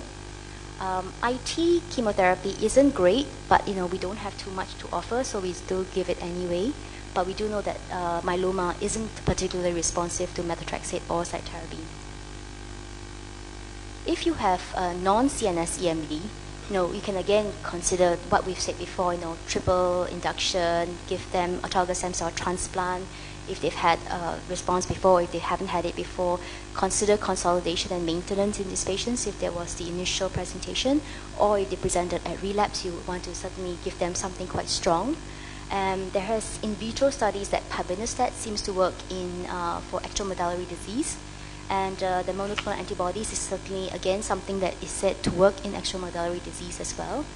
And if they have like other, molecular abnormalities like BRAF mutation or something, consider a BRAF inhibitor. So, expecting the unexpected, and my time is up, so I'll be very quick about this. This is just a patient case. So CBC, she presented with 2 months of back pain. Again, she had the typical, low back pain, lots of fractures, anemia, some thrombocytopenia. She was IgG kappa with a high serum free light chain ratio, a high normal LDH, and a high M-band at presentation. Her calcium was also high. She had a very high ESR. Her beta-2 was 5.6, and her albumin was 29. So she had a bone marrow done, and it showed that she was normal karyotype, but she had fish which didn't show any kind of real high-risk features. And the skeletal survey just confirmed the compression fracture at T12, T11, and L3. So she had VCD by 2, and then she went for a transplant. She was in VGPR, and then after the transplant, she was put on no maintenance because she didn't want to go on maintenance. She just didn't want to take any more medications. So she relapsed, unfortunately, in day 100. So we didn't even have time to even talk about maintenance, really. She already relapsed. And she relapsed with an M-band of 51, platelet of 7, and a very high LDH at that time. She also fell, and she had a subdural hematoma. And so I started her on Landex, and then I added in isoximib. So she looked like she was doing pretty well. I'll show you the graph. So she looked like she was doing really well, at her relapse. I think within a cycle, her M-band had dropped, and I think within 2 cycles, her M-band was less than 1 gram. So she got a lot of cytopenias at that point. She was neutropenic. Her newts were around 0.8. Her platelets were around 70.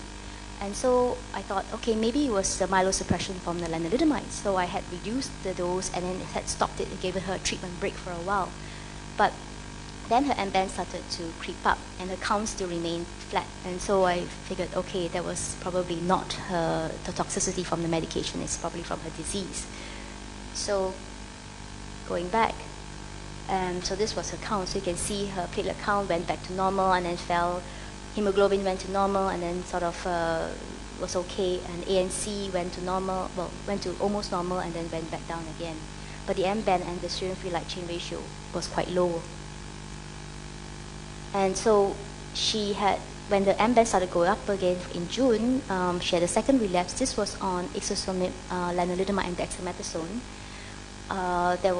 She complained of more back pain, so we did an MRI, and there was now extramedullary disease in the paraspinal area.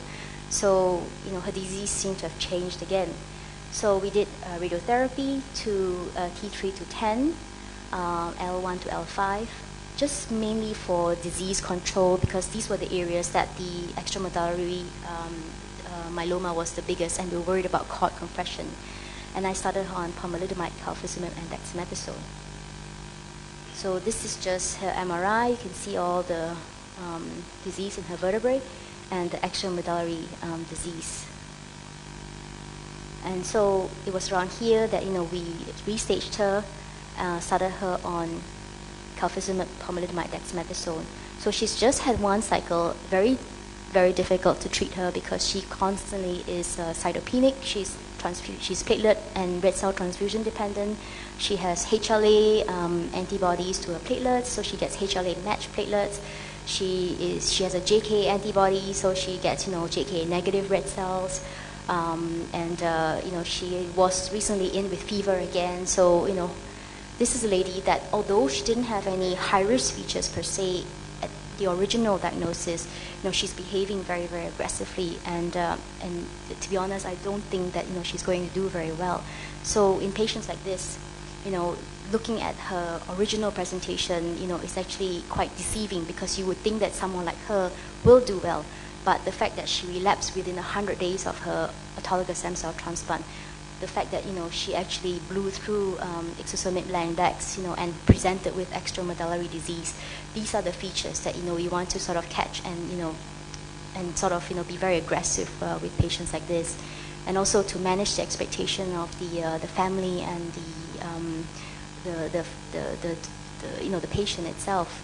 She's certainly very young. She's only 63.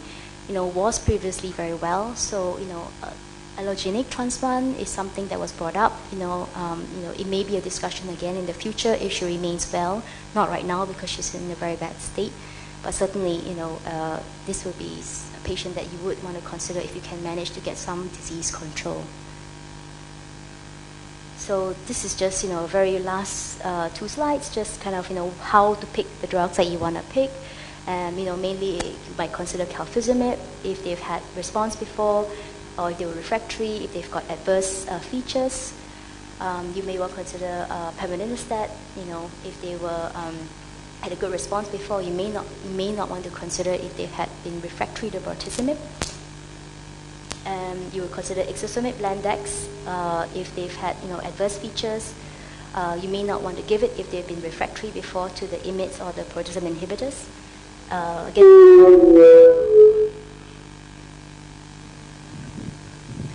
okay, I think it's time to stop.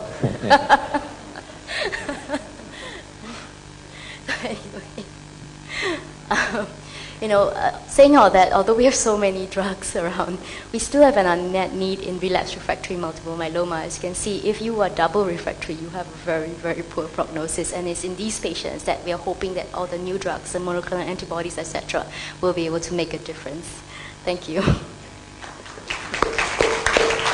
Thank you, Dr. Melissa. And now is the second speaker. You can sit down.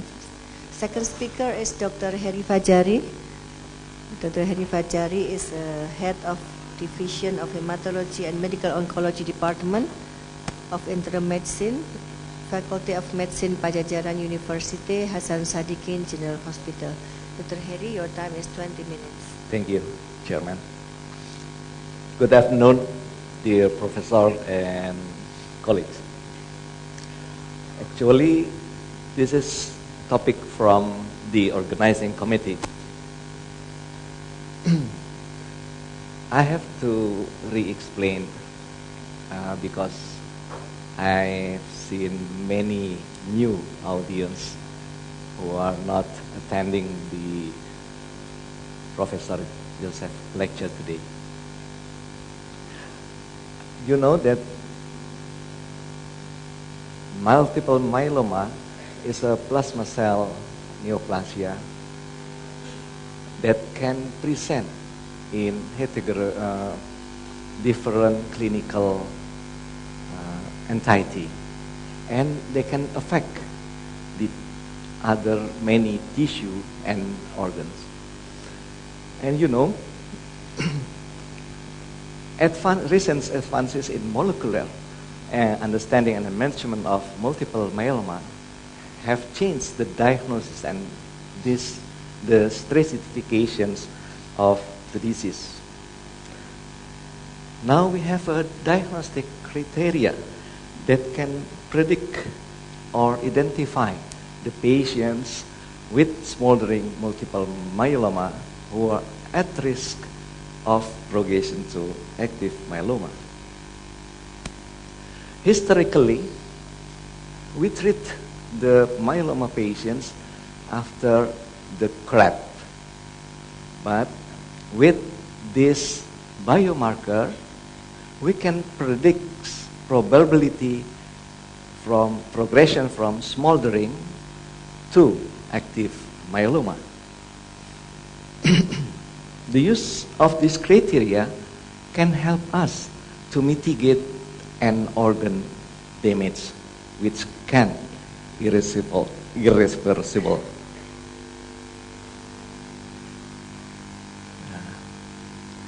The ISS stage or the revised ISS. The revised ISS is use the normal level of LDH and the translocations along with the ISS stage. This revised stage 1 ISS, we can see on my left hand side the probability of overall survival was not reached in stage 1. But in stage 2 and 3, the probability was about 80 and 40 respectively. Following diagnosis and risk stratifications, we have to choose what is the best treatment options for our patients. Either the patient is transplant eligible or ineligible. Due to limited health resources and financial constraints in most of our patients, we cannot use the risk stratifications properly. Therefore, most of our patients is in induction followed by continuous therapy, especially in my center.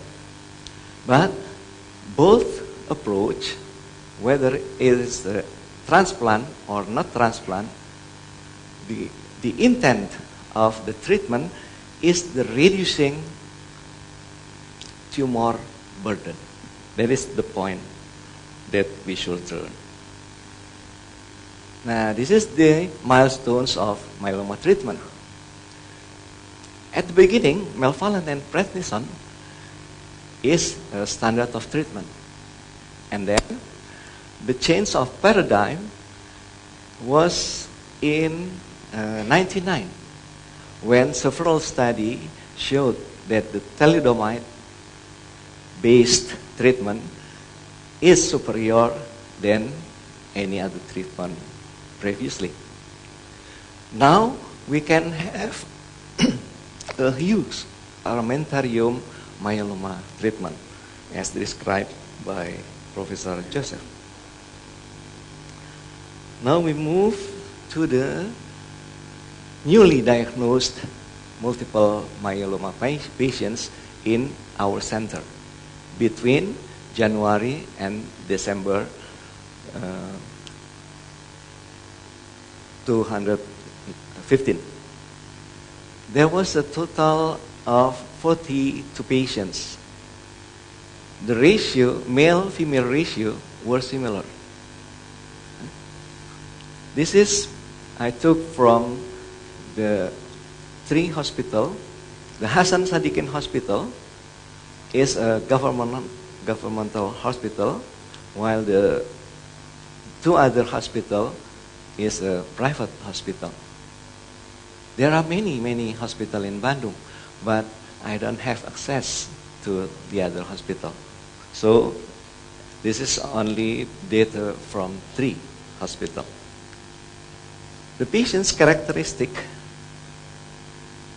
male versus female, the age at presentations were older in female patients. And the stage at the presentations are Duli-Salmon stage 3. We are still using the Duli-Salmon staging system because we can apply the revised ISS.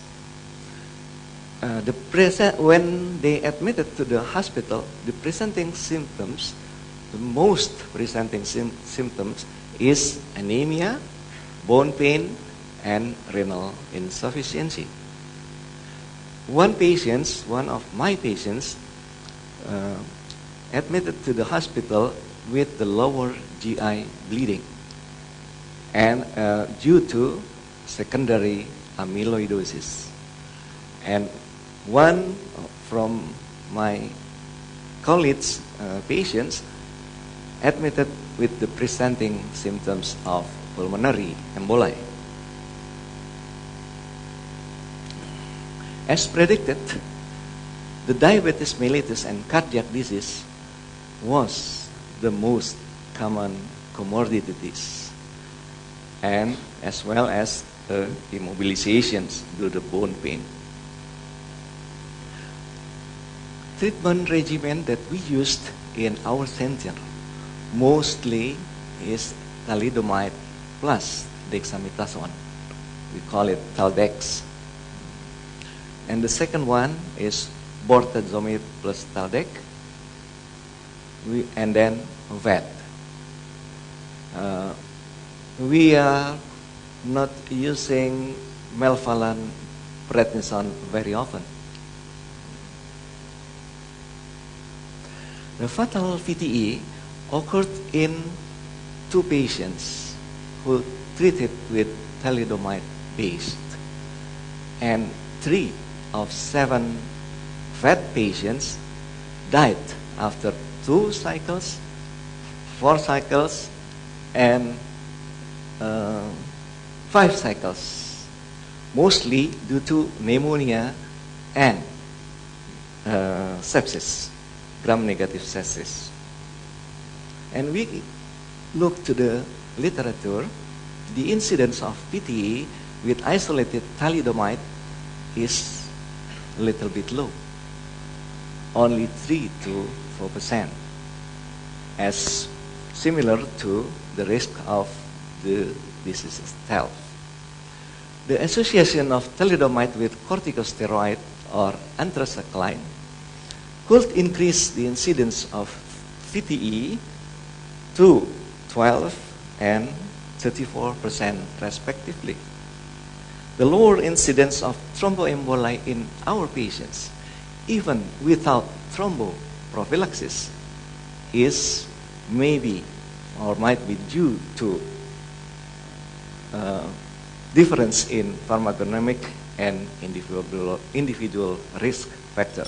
However, a better understanding of adequate thromboprophylaxis according to the presence of the risk factor is an important issue in the treatment of multiple myeloma.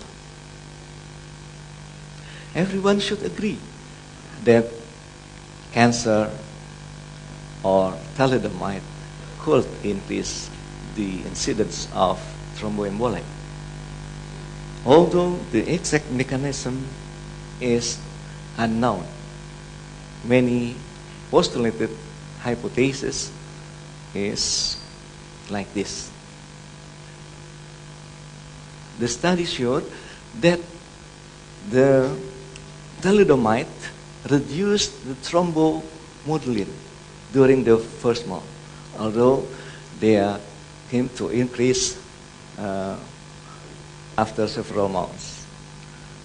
Thalidomide increased the PAR1 after exposure to the doxorubicin or other anthracyclines.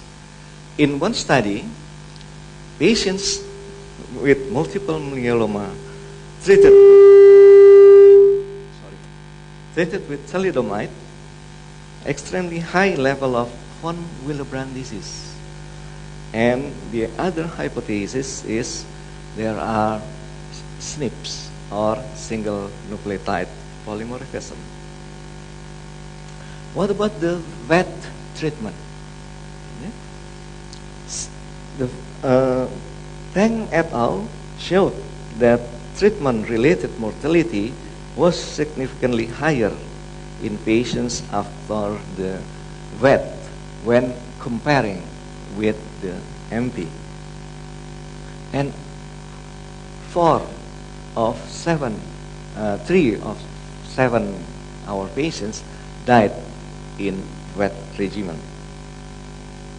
In conclusion, this retrospective data might not be represent the true incidence in Bandung, West Java.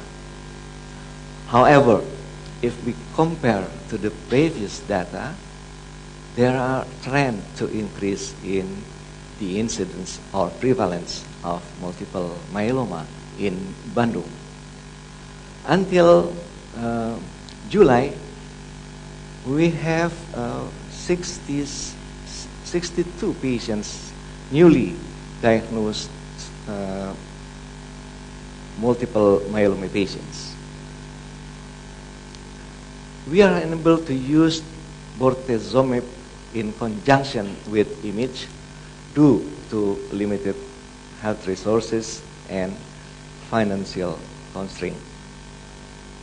And I see the BPJS was coming also in this meeting, so we hope that the bortezomib could be covered by BPJS. The lower incidence of thromboembolism among thalidomide users, even without antithrombotic prophylaxis, strongly indicated difference in the pharmacoeconomics. And I thank you to my all staff members who gave me data for these presentations. And I thank you for your kind attention. Thank you. Thank you, Dr. Hari. And then the third speaker is Dr. Kartika. Dr. Kartika is a medical staff on Hematology and Medical Oncology Division, Department of Internal Medicine, Faculty of Medicine, Gadjah Mada University, Yogyakarta. 20 minutes, Dr. Kartika.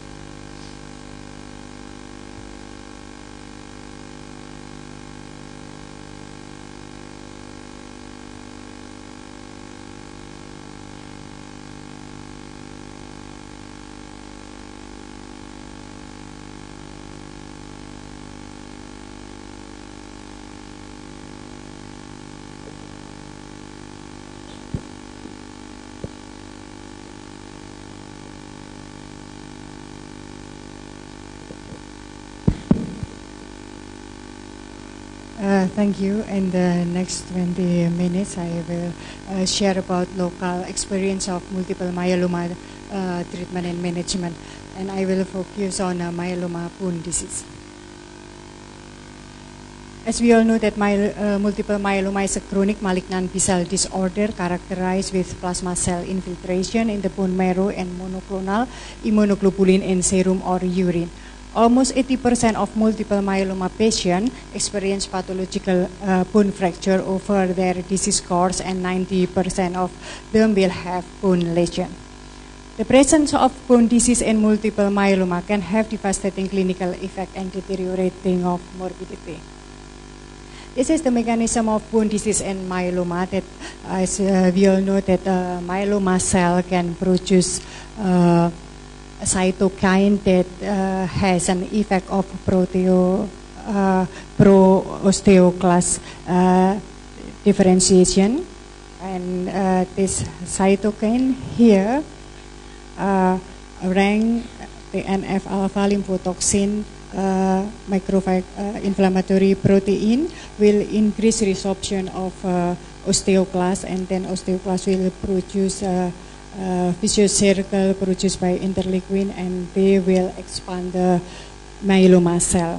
And also myeloma cell will produce cytokine that interrupt or inhibit osteoblast differentiation. So the net product is imbalance between bone resorption and bone formation. How can we detect the bone lesion and multiple myeloma? Usually, diagnosis of bone lesion and multiple myeloma can be detected with skeletal survey. Skeletal survey needs at least 30% destruction of cortical bone for the detection of osteolytic lesion, so that the underdiagnosis for initial lesion.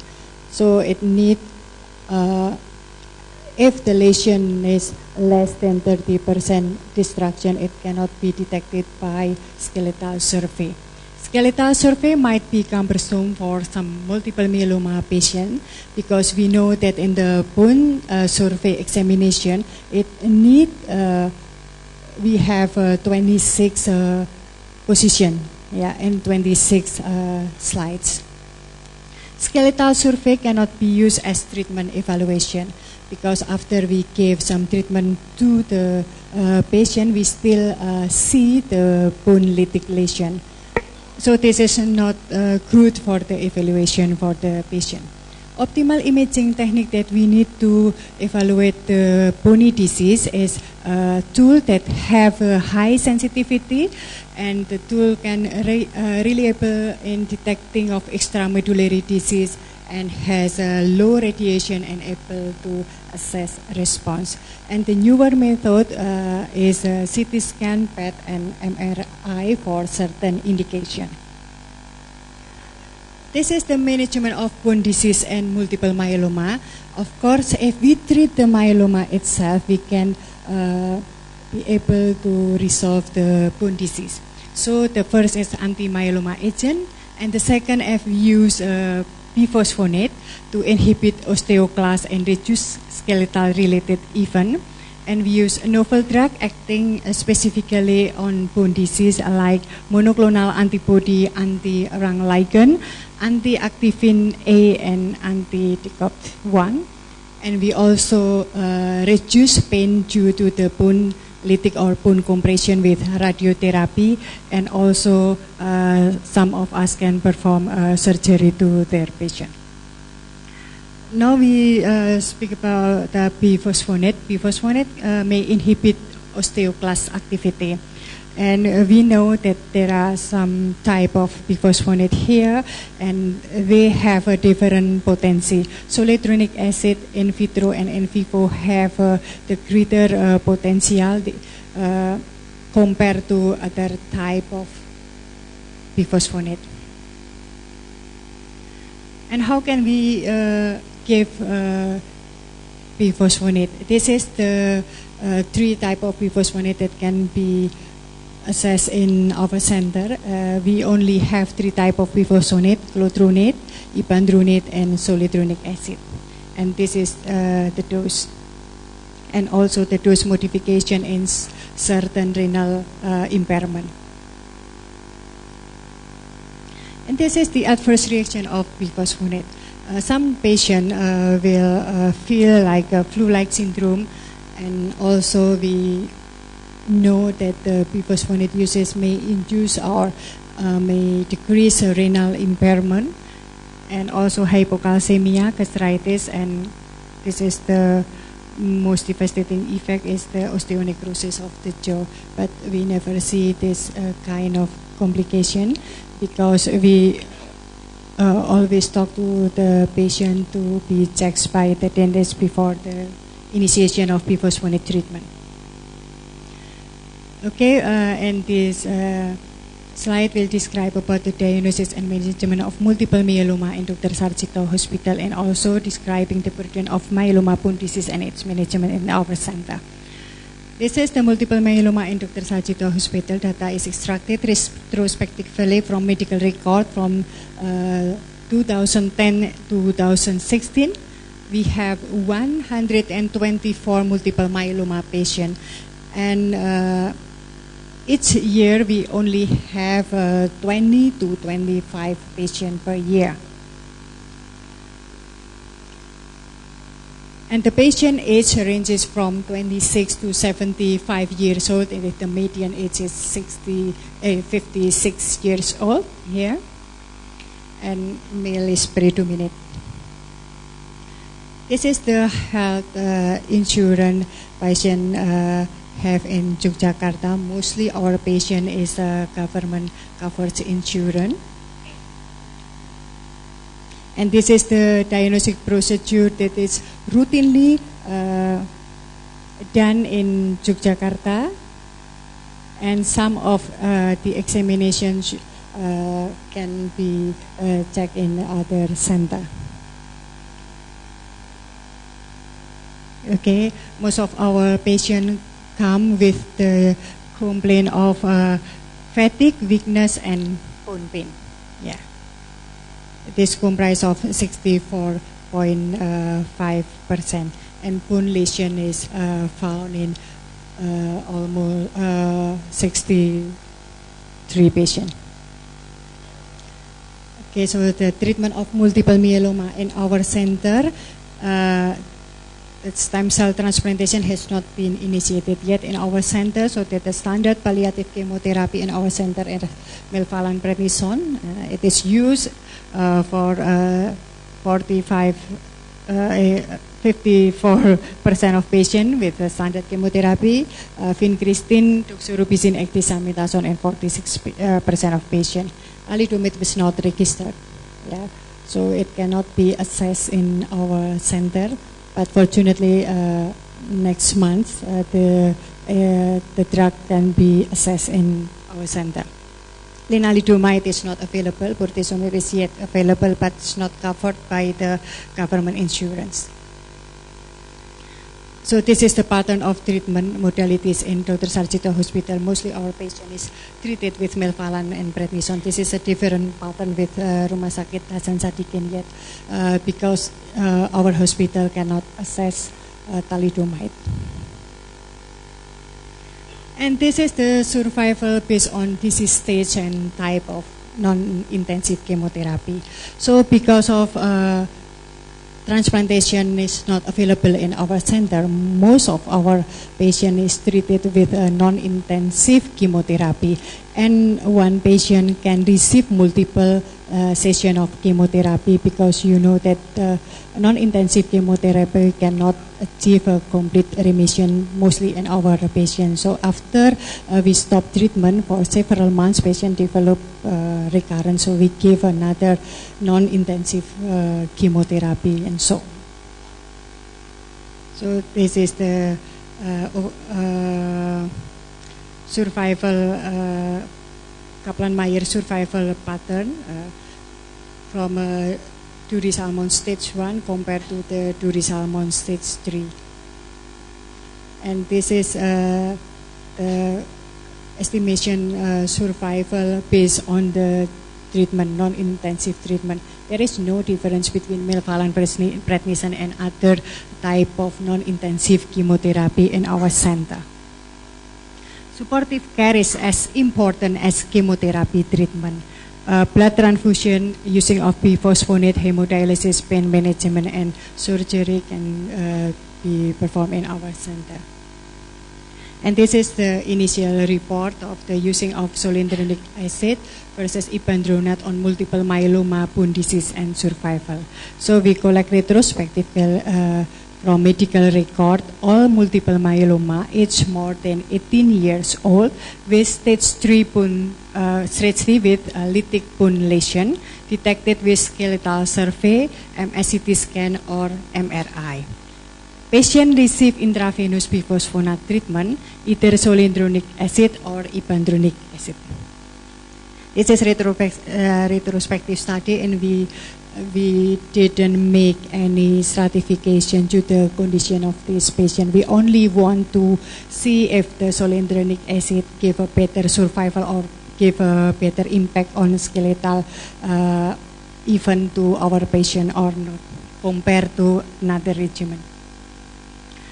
There were 62 patients presenting with myeloma bone disease, 32 with a pathological fracture, 23 with a bone lytic lesion, and 7 with bone lysis of the vertebra. 56 cases of myeloma bone disease are diagnosed with a skeletal survey. 6 cases are diagnosed by MRI. And this is the treatment of myeloma bone disease. Mostly are treated with zoledronic acid. sodium chlorotronate are used in 10 patients and ipandronic acid is used in 11 patients. Okay, and this is the skeletal related event, the difference of skeletal related event between zoledronic acid and ipandronic acid. So we have 37 of multiple myeloma treated with zoledronic acid compared with 11 patients treated with ipandronic acid. And this is the 5% developed skeletal related event in the zoledronic acid arm, and 3 patients developed skeletal related event in the ipandronic acid arm. But there is no difference between zoledronic acid and ipandronic acid in terms of skeletal related event. And as we all know from the literature that zoledronic acid can give impact on the better survival independently from all the factor of the bone disease.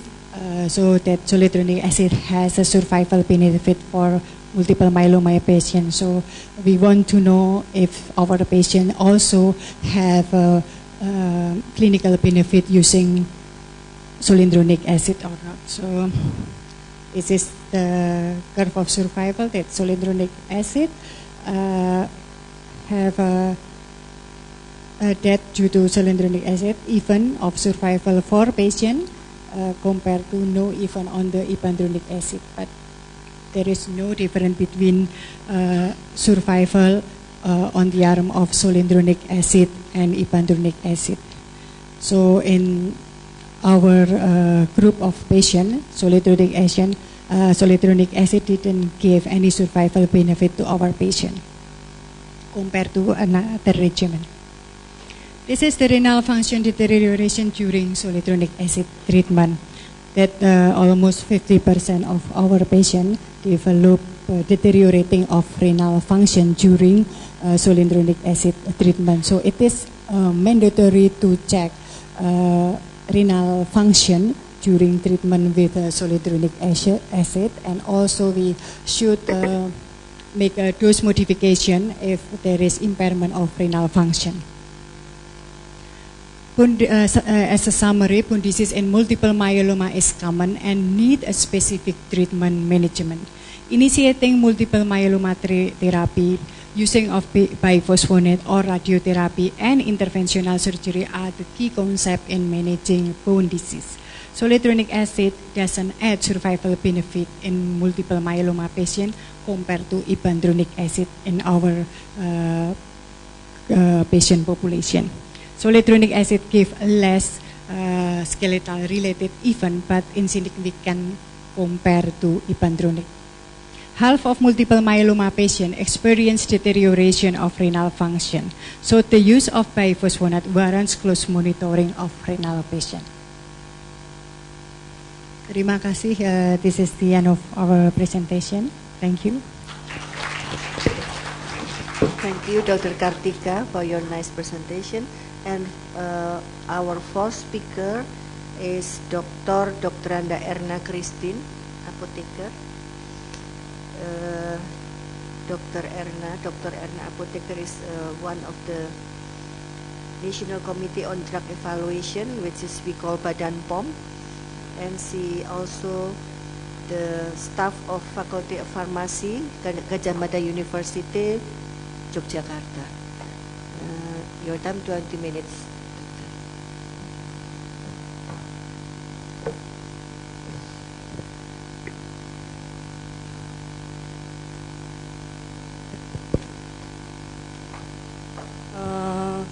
Good afternoon, ladies and gentlemen. First, I'm thankful to Dean of Faculty of Medicine, Mada University, and all of organizing committee that invite me to discuss about how healthcare organization make a balance cost and benefit. Before I go to the first slide, the main slide, I will ask to the ladies sit in here. if you go to Jakarta or Singapore, you can compare Jimmy Choo Sus and Dr. Kong Chus, who's choose the Jimmy Choo Sus and or Dr. Kong Chus. Yeah. Okay. Yeah, we know that Dr. Kong Chus is orthopedic shoes and comfortable, and the model is good too. And if you choose the Jimmy Choo shoes, maybe in 1 year only 3 or 4 times you use this. It's correct? Yeah, yeah. So in universal head coverage, in the era of new medicine in cancer, we know about the many new medicine. We think about this too. So if we choose Jimmy Choo or Dr. Kong, we must think about the worth it of the choice. So please consider of your willingness to pay, impact on your budget, or if you can only spend once, what is the choice? This is the point in universal health coverage. The daily choice is like in here now, because in healthcare we know about the 7 leading source of inefficiency. For example, in overuse of diagnostic tests, longer length of stay, because the adverse event, Dr. Kartika and Dr. Fajri said about the adverse event of the medicine, and make the longer length of stay and more cost, okay? And maybe low use of infrastructure, or about in medical error and suboptimal quality. Dr. Johan in previous consultation with our PhD student know about this, and in maybe a waste or fraud in healthcare too, and especially in medicine, because I'm from pharmacology, we know about underuse of generic. Before 2014, we know about this underuse of generic medicine, and if we use another branded from PMTN company, the price is higher, and always the new medicine always expensive. But now we know that the expensive medicine can negotiate with the government. And then in use of medicine, we know about prescribing quality of medicine indicator that many inappropriate on ineffective use in medicine. Okay. Why we talk about this? Because in universal health coverage, STA is important. STA in UK and US, in Singapore and Taiwan and so on, start from many years. But in our country, we just start from 2014, and like the baby now is the around 2 years, and then we start in the National Agency of Food and Drug Control. We use the pre-market data from randomized control trial submitted from manufacturer.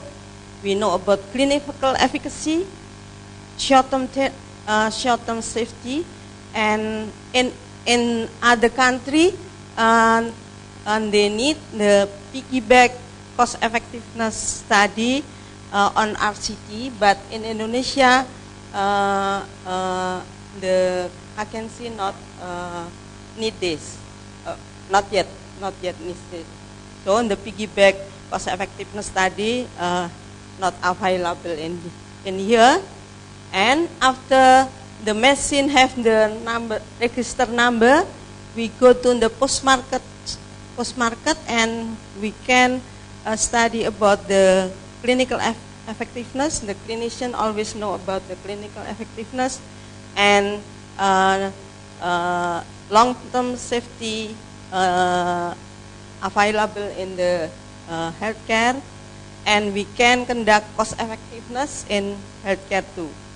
After we have data, the government always know about the implication to organization and social consequence or legal or and ethical consideration. So now we must think about the balancing of cost and health outcome. If we use the clinical effectiveness data, we ask how do the health outcome of the technology compare with available treatment alternatives. But in cost effectiveness, are this improvement in health outcome commensurate with the additional cost of the technology? And the cost effectiveness study is not easy in here because costly, time-consuming, limited number of resources. You know, in here we don't have big data that synchronized by system, and we don't have the big data. The real world data is hard to take from the hospital to others hospital. This is our problem in the real with data in here. So why cost effectiveness in here had to conduct, but we can. Before go to the next slide, I give you the differences about the cost effectiveness analysis, cost utility analysis, cost minimization analysis, and cost benefit analysis. And in here, we report incremental cost per something. For example, cost per ulcer avoided or cost per life year gain, and the result is IDR or pound sterling or USD per outcome.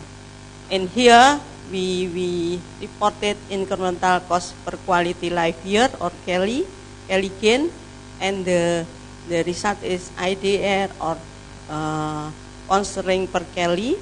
And the cost minimization, the reported is incremental cost of treatment B versus A, and the effect is similar.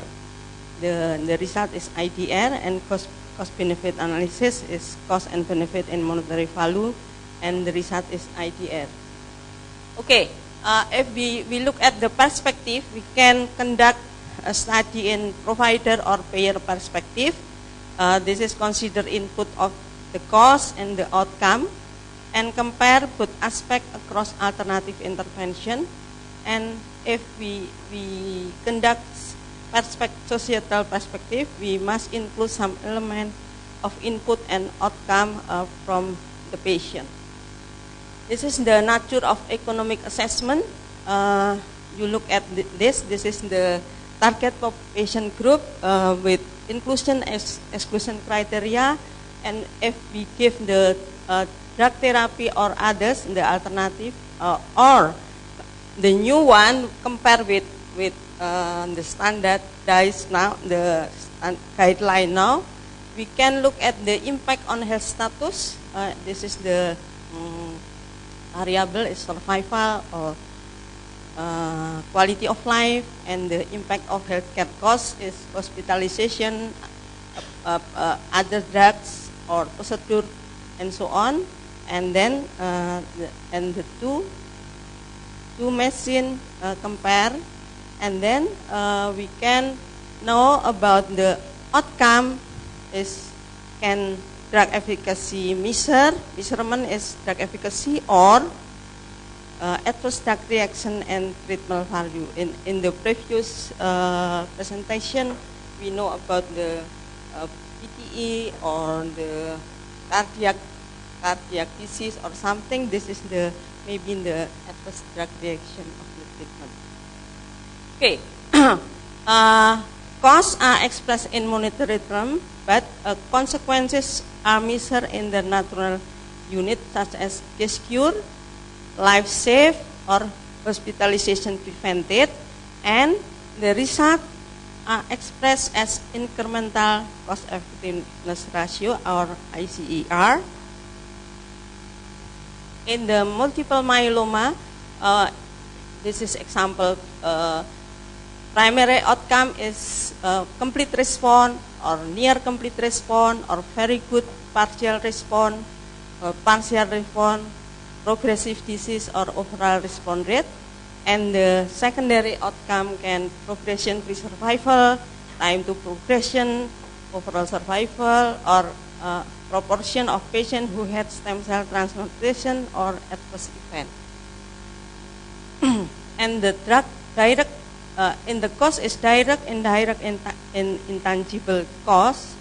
Example of the direct cost is cost to deliver services to patient, both medical and non-medical. And indirect cost is cost of treatment to patient or society, and intangible cost is quality of life. This is the type of example type of the drug cost: direct drug therapy cost of drug, cost of drug administration, and the downstream drug therapy cost is adverse drug event, therapy value, readmission, increase in length of stay, increase in level of care, and so on. And in the sample graph, we know about how to measure this. Cost A for treatment A and cost B for treatment B. Compare the effect of treatment A and compare with an effect of treatment B. So this is the equation. Incremental cost effectiveness ratio is cost treatment A minus cost treatment B per effect treatment A minus effect treatment B. ICER are compared to the threshold or willingness to pay to see whether the new therapy has value for money. We know in the NICE in the UK has threshold around 20,000 until 30,000 pounds, and if the ICER is below this threshold, this is the cost effective, and above is deemed not cost effective. Now in Indonesia we don't have the threshold because we just only have data from 2014, and the data in hospital and primary healthcare not synchronized now, so it's not easy to count this. But WHO give us 1 to 3 times GDP to make the threshold. But in the process, it's not not used in the process for formulary list in national formulary because it's hard to count this. Okay, this is the example of the cost effectiveness of lenalidomide and bortezomib in patients with previously untreated multiple myeloma. You know, the quality adjusted life year can count around pre-progression 2.5 years and post-progression 1.4 for MPRR. This is the melphalan, prednisone, and lenalidomide, and this is bortezomib, melphalan, and prednisone. This is the melphalan and prednisone. So you look at the cost, pre-progression. This is the pre-progression, post-progression, and the total is around $250,000 US. This is the research conduct in US, and you know the cost effectiveness. This is the PMP versus MP, and this is MPRR versus MP. This is around 100 per Kelly. This is around 90 per Kelly, 90,000 per Kelly. This is why we must count this based on the threshold. We can say cost effective or not cost effective. So the cost effectiveness is based on the cost effectiveness plan like this. This is this is the cost from low to higher. This is the benefit from less to more benefit. This is the area that lower cost improve outcome, and this is a higher cost improve outcome, and here is high cost worse outcome. This is the lower cost worse outcome. So the decision making is based on the threshold.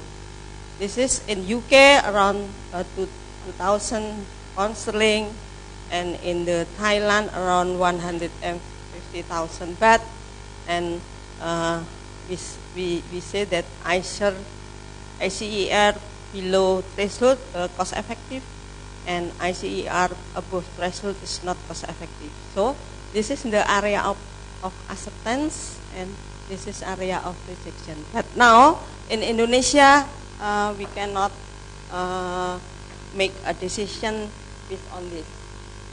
We in here we make a decision like not MCDA, multiple criteria decision, but because we not weighting or make a ranking, but based on the component of the medicine from the benefit, we know about the clinical efficacy from the data RCT from the manufacturer, and clinical effectiveness in journal, in study conduct in here, and we know about the drug safety, we know about pharmacovigilance that conduct by Badan POM, and we know about economic cost effectiveness, but a little. So we make alternative to change cost effectiveness with cost minimization. And then in the product level, we know about in the if the drug is new, we know about the data, about the price, and for copy drug, if patent of patent, in Badan POM, they have bioavailability study then and bioequivalency study, and from manufacturer they must have the GMP, good manufacturing practice, GDP, good distribution practice, and quality assurance. And this is based on that in Indonesian how to make medicine accessible to every Indonesian citizen. We have the national formulary, and the method of this bottom up proposed by hospital, professional, and association, and requirement is acceptable reason, evidence of efficacy, and decision. National Committee on Drug Formulary is in the team. We have a clinician, and we have many subdirectorate in Ministry of Health, from National Agency of Food and Drug Control, and methodologies, and so on. So in 2013, we make based on the medicinal essential medicine list, plus we have, I don't remember the list of for before this DPHO and Camkesmas formulary, and add by submission of the hospital, and then we decide the list around more than 1,000 lists for primary, secondary, and tertiary hospital. Okay, the level of evidence only from meta-analysis, systematic review, and randomized control trial, and we compare how much is life worth. And for example, in multiple myeloma, now the price of melphalan is only here, and bortezomib is around this. Is now it's still make negotiation with the Ministry of Health the price of bortezomib, because we must count based on the guideline. This is not only one drug, but combination. For example, Velcade, melphalan, and prednisone, and this is the example from the guideline. In the past, many years ago, bortezomib therapy is around 60,000 per patient, BSG therapy 14,000, and thalidomide therapy around 37,000. This is many years ago, but now the manufacturer go to the UK, and the cost per cali is only about below the 20,000. So, and the manufacturer can make negotiation with the government to make the availability of medicine in the list. Okay, and cost control and national formulary is selected approved indication is based on the National Agency of Food and Drug Control. For example, melphalan is only for multiple myeloma, for example, and the prescriber is only prescribed by hemato-oncologist, or for specific requirement. A requirement is, for example, is breast cancer is HER2 positive. This is the restriction, and maximum allowable number per supply. For example, is breast cancer is only 8 cycles only for metastatic breast cancer. This is the restriction of the in national formulary. And this decision-making process now in Ministry of Health have LKPP and oblique section make the generic name of medicine can go to the open tender, and this is the cost minimization, but with the good quality. And if head-to-head study, we choose the lower price per treatment course, and if non-inferior study, lower price per treatment course. If non-comparable trial and of patent, select almost equivalent medicine with lower price. If no comparable trial on patent, as pharma through purpose the best price. Waktu tinggal 2 menit. Ya, terima kasih Bu. Resharing is not available, but access scheme with negotiation with pharma is in here. And if not acceptable, re-evaluate. So this is requirement, approved Badan POM, certificate analysis, bioavailability and equivalency, assurance of availability, and nationwide distribution. So this is the example of melphalan price, but healthcare must manage of supply because the how many tablet need for healthcare is based on the healthcare. And now we make a HTA, sorry, the STA2 P2JK pharmacoeconomy section, lead bank academician make, and I know that doctor sit in here have the conduct the STA in cancer drug, and P2JK last year conduct the HD versus CAPD, and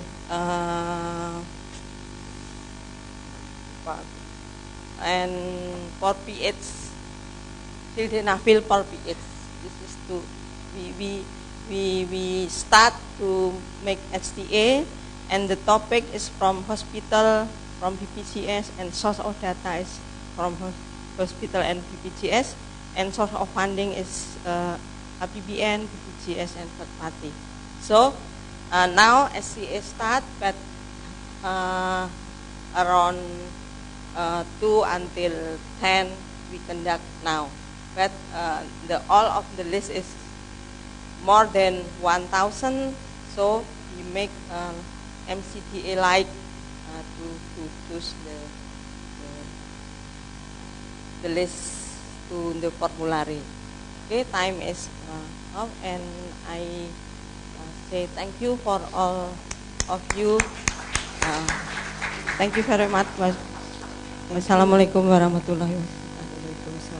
Thank you, Ibu Erna. And the last speaker is Dr. Sri Mugi Rahayu. She's head of Office of National Health Insurance Yogyakarta Branch, Kepala Kantor BPJS Kesehatan Cabang Yogyakarta. The time is 20 minutes.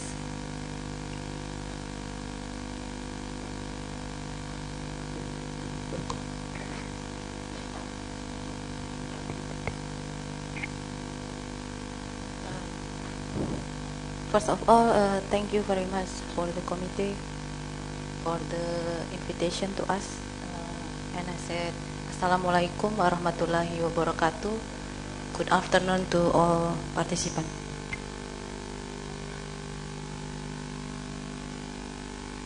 Here I represent the BPJS of Yogyakarta, and the committee asked to us to present about how care organization make a balanced cost and benefit assessment. This is the stakeholder of the JKN program. We know we are the operator BPJS Kesehatan, and then we have providers like hospital and doctors, and this is members, our participant, and also in the center is regulator or our government. And here every stakeholder have their own duty to run their function. And here we have three most important stakeholder. We have provider, which is treat our participant in hospital or in clinic, and members here they have to obey to the procedure, or if they are not obey to the procedures, of course BPJS cannot pay for their treatment. And also we have our government, which is they make all the regulation about JKN program. Also about the benefit package, about the tariff, and who will receive the government money for the poor. Also regulate by government. Here our duty, our function as operator of national health insurance, we have three main duty. The first is our duty to collect the revenue, collect premium from the society, from the member. And also we have to collect more participants until 2019. We have to achieve our universal health coverage.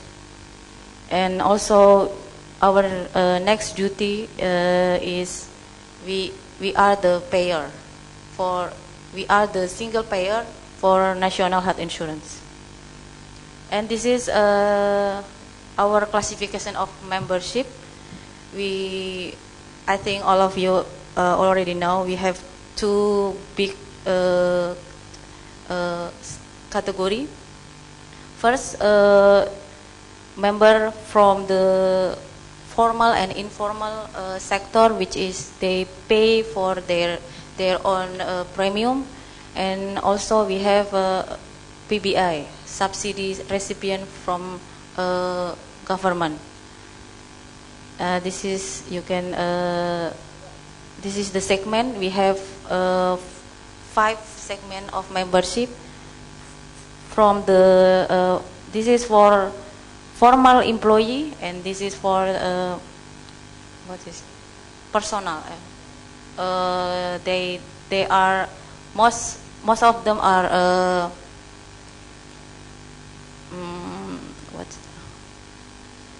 perorangan ya, PBPU.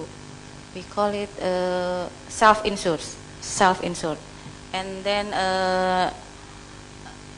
pension, people which is already pensioned, and then here we have poor people which covered by government and also Pemda. Now current membership number per October is already achieved almost 170 million people.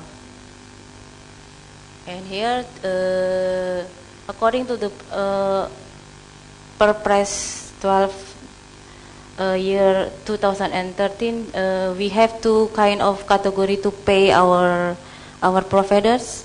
We divided to two kind of payment. First, we pay for the primary care. We pay with capitation, and also for the secondary and tertiary providers, we pay with INA-CBGs. We have our Indonesian DRG, we call it INA-CBGs, and these are the benefit which are covered. Here in capitation is we cover health promotion, disease prevention, and curative. And in INA-CBGs this is our package. We cover by diagnose.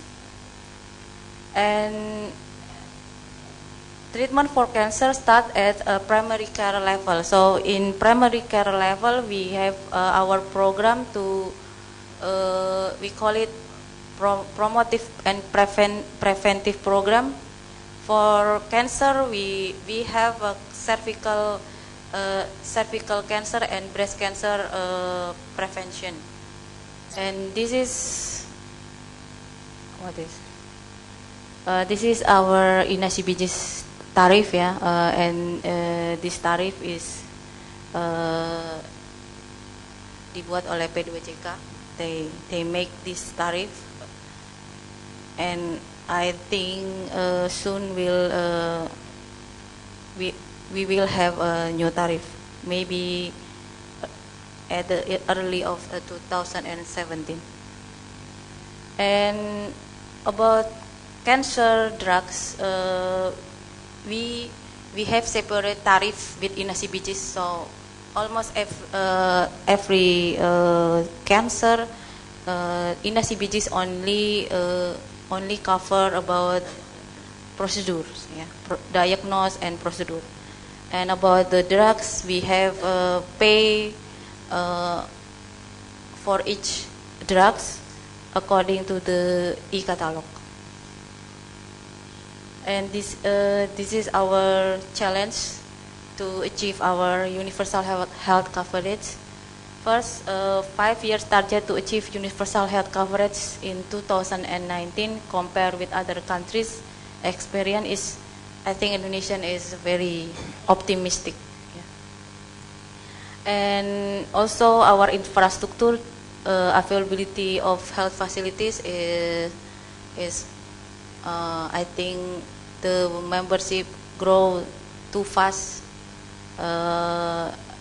jika dibanding providers. And also monitoring and evaluation, the whole process needs coordination with all stakeholders. And also strong commitment from all stakeholders to achieve universal health coverage. And we need regulation, human resource, premium collection, tariff policy to ensure sustainability of JKN. I think that's all from us. Thank you very much. Wassalamualaikum warahmatullahi wabarakatuh. Thank you, Dr. Sri, and I invite all of the speakers to come to the stage.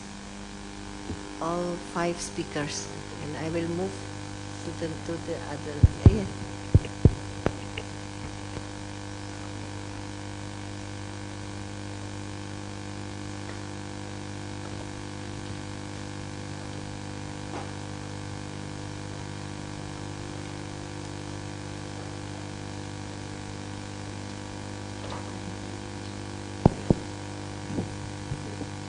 Question can be, who will have a question? Once again, Dr. Harry. Dr. Harry. Okay. While waiting Dr. Harry, we can start with question. Dr. Inolip, please. Thank you. I'm Inolip from Jakarta. I want to ask Dr. Kartika, does the result of your research comparing zoledronic acid and ibandronate consider also the response to the main myeloma treatment in each group? First question. And then the second question, in your data you also mentioned the sodium chlordronate. How does the sodium chlordronate perform compared to zoledronic acid and ibandronate? Thank you. Please, Dr. Kartika.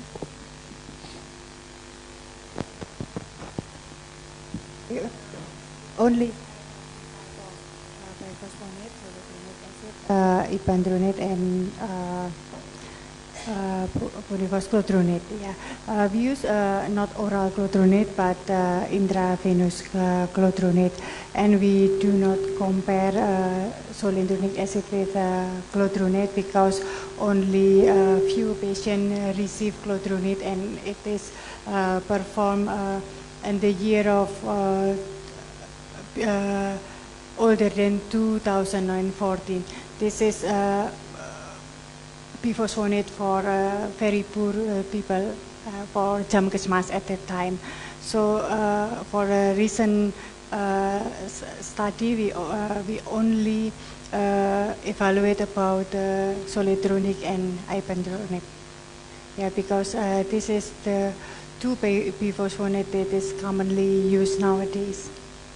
Yeah. And this is also the newer biphosphonate that has the bigger potential than chlordronate. So that is why I want to evaluate if between these 2 biphosphonate we can compare about the skeletal related event and also survival. The newer agent, with the newer agent usually has a better profile in renal function, but not for the zoledronic acid. But the newer one that we have a better profile in renal function is pamidronate acid that we don't have in Indonesia. So that's why I choose to evaluate between zoledronic and ibandronate, but not chlordronate. Answer your question? Yeah, okay. Other question? Yeah, Dr. Sri.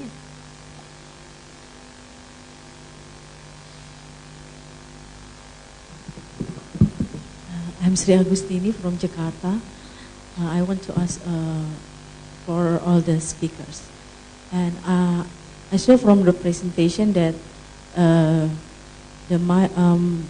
multiple myeloma management in Bandung and in Yogyakarta has different characteristic. So we have a distinguished speaker from PPGS.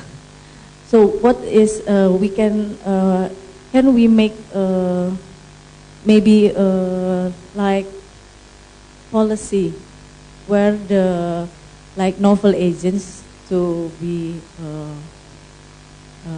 included in government insurance with the limitation in maybe a prognostic risk factor, like only in Bandung center that we can examine the fish examination. Is there any possibility that the clinical characteristic of patients at diagnosis linear to the cytogenetics profile? I saw in one speaker presentation that usually in very high aggressive patients, all the symptoms were very aggressive, abnormal, but can it be that maybe the there's a linearity, so maybe we can help our government to and our patients to get the novel treatment, but in a very selective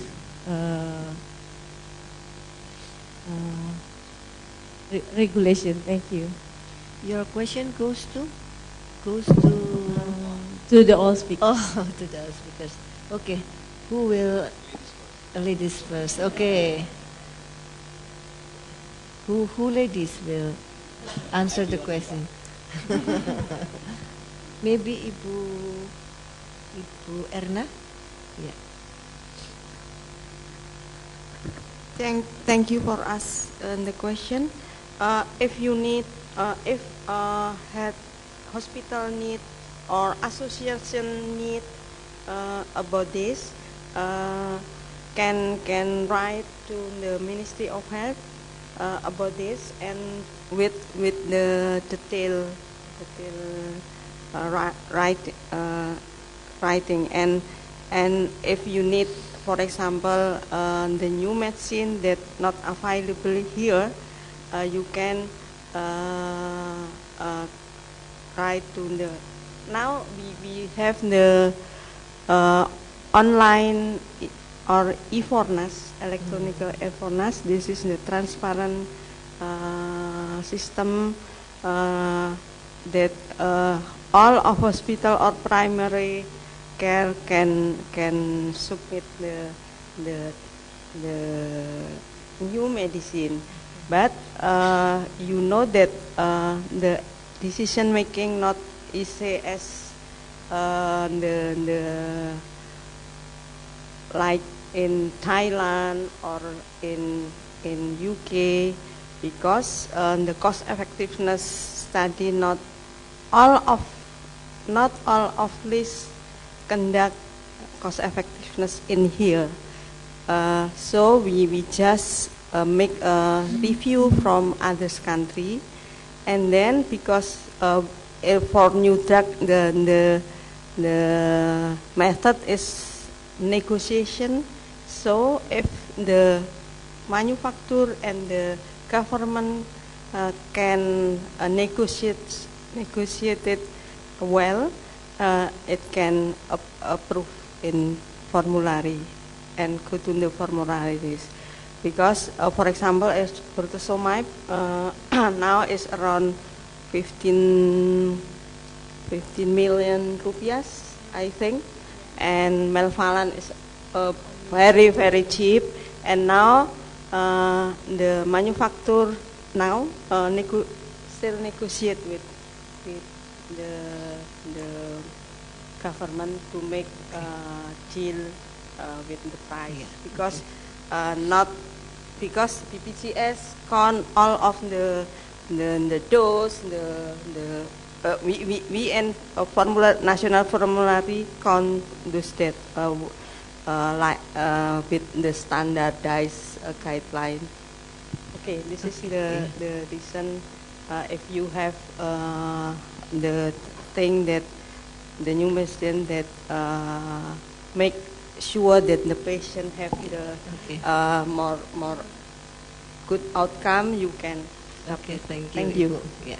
And now the man after woman, man. Thank you. I absolutely agree with the idea from Professor Hati. We should have Indonesian myeloma working group because without national data, we can't do anything.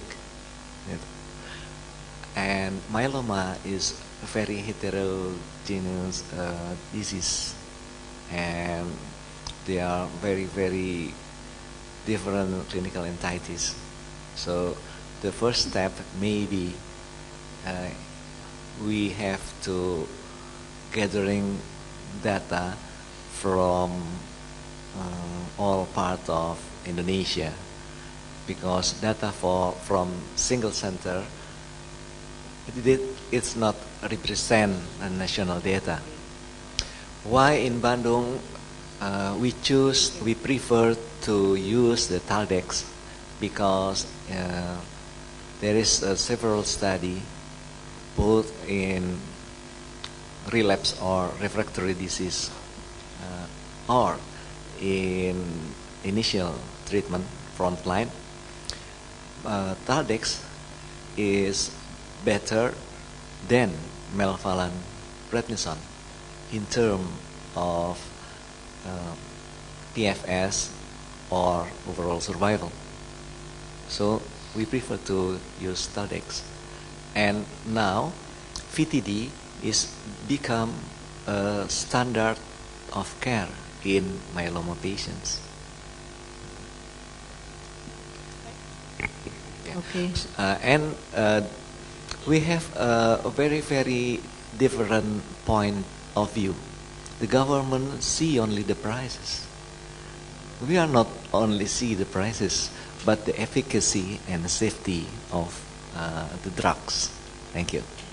Okay. Later, multiple myeloma working group will discuss with the government, right? Yeah. With Ibu Erna maybe, yeah. Okay, the other question from here side. The student. I have a question. While waiting for questions, I have question for Dr. Swarti. First question.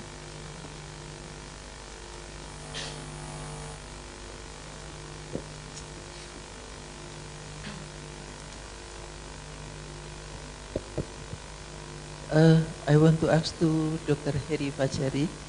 Yeah, you mentioned that you have 3 patients with fatal PTE. Yes, right? Yeah.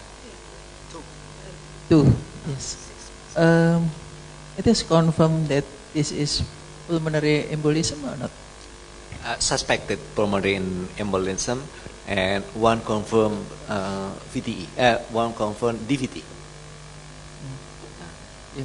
Did you check about the echocardiography? Because maybe with right ventricle dysfunction.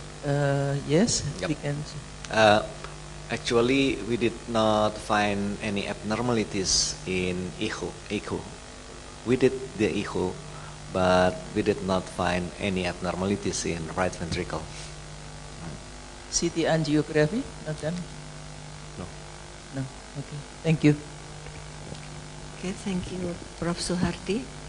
Doctor, may I add? Okay, please. Previous question. Yeah. Thank you very much. For previous question about the registry, I think in 2015 the HTA P2JK conduct the HTA in HD versus CAPD, and this HTA is faster than another study because the College of RSRS, Dr. Afiaten, have the national registry of HD and CAPD. This is a good idea if we have the national registry, because this is more easy to conduct the HTA, and then the result of HTA can give to the government, and the government can read the summary brief, and then because the example from HTA in 2015, the medicine is sildenafil for PH. After conduct the SCA from P2JK, and the manufacturer submit to the National Agency of Drug and Food Control, and then in Badan POM, not all of procedure conduct and skip clinical efficacy, clinical effectiveness, and the safety, and only quality assurance of the new dose. This is the example that if we conduct the STA, all of the body of government of Ministry of Health and National Agency of Food and Drug Control make a synchronization of the result. This is the good idea to make the registry. National registry. Okay. Other question? Other question? I have a question for Dr. Melissa. You talk about relapse. Relapse is a bad news for the patient and also for the doctor. But you don't mention about the morphine for the painkiller and about hemodialysis. It is also for palliative. I heard about palliative. Do you give only symptom management in a very, very relapse, a very bad patient, or you still give the chemo?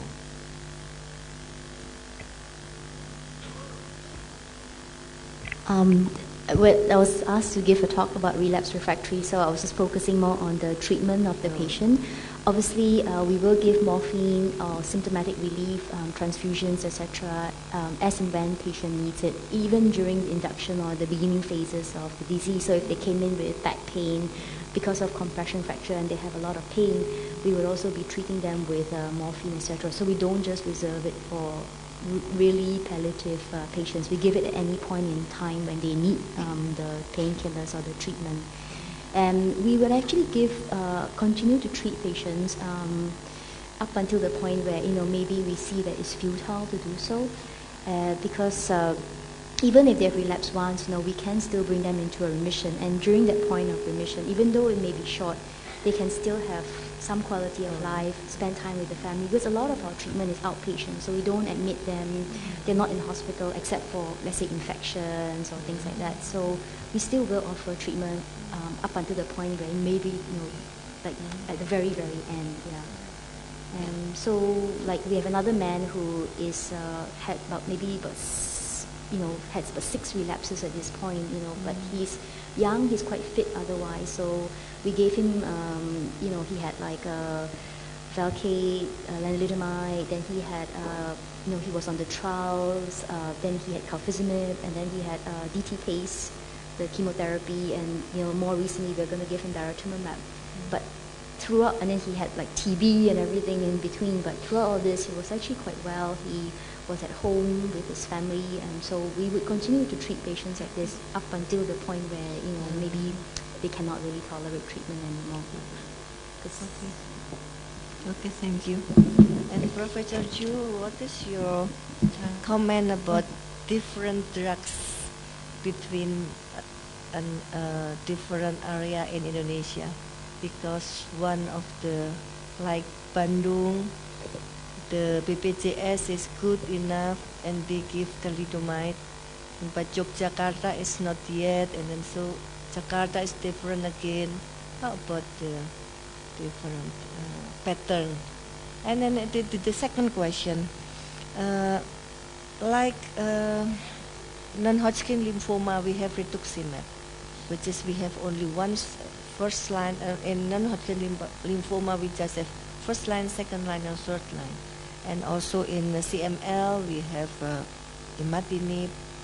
But in multiple myeloma, so many drugs and so many composite. You can use this and this and this, and you can use this again, and no exact first line and second line and third line like another diseases. Can you give a comment? So for your first comment, or your first question, I mean, that's a political question that's hard to answer. I mean, I think on the one hand, there's no, as you'll see in the second question, there's no perfect strategy to treat myeloma. Indonesia is not a unique country in having certain regions and areas able to treat with certain drugs and other areas other drugs. It's just an unfortunate reality of economies and situations. But I would strongly advocate, as I did, I think, in my talk, that we have outstanding resources in these new agents, the ones that have really prolonged survival in patients with myeloma, and we want to give them that opportunity. And so advocating at the national level, advocating for partnership with the pharmaceutical industry is critical to be able to provide. In one way, it's not fair that someone happens to live in a city very similar to another city and they can't get access to the drug.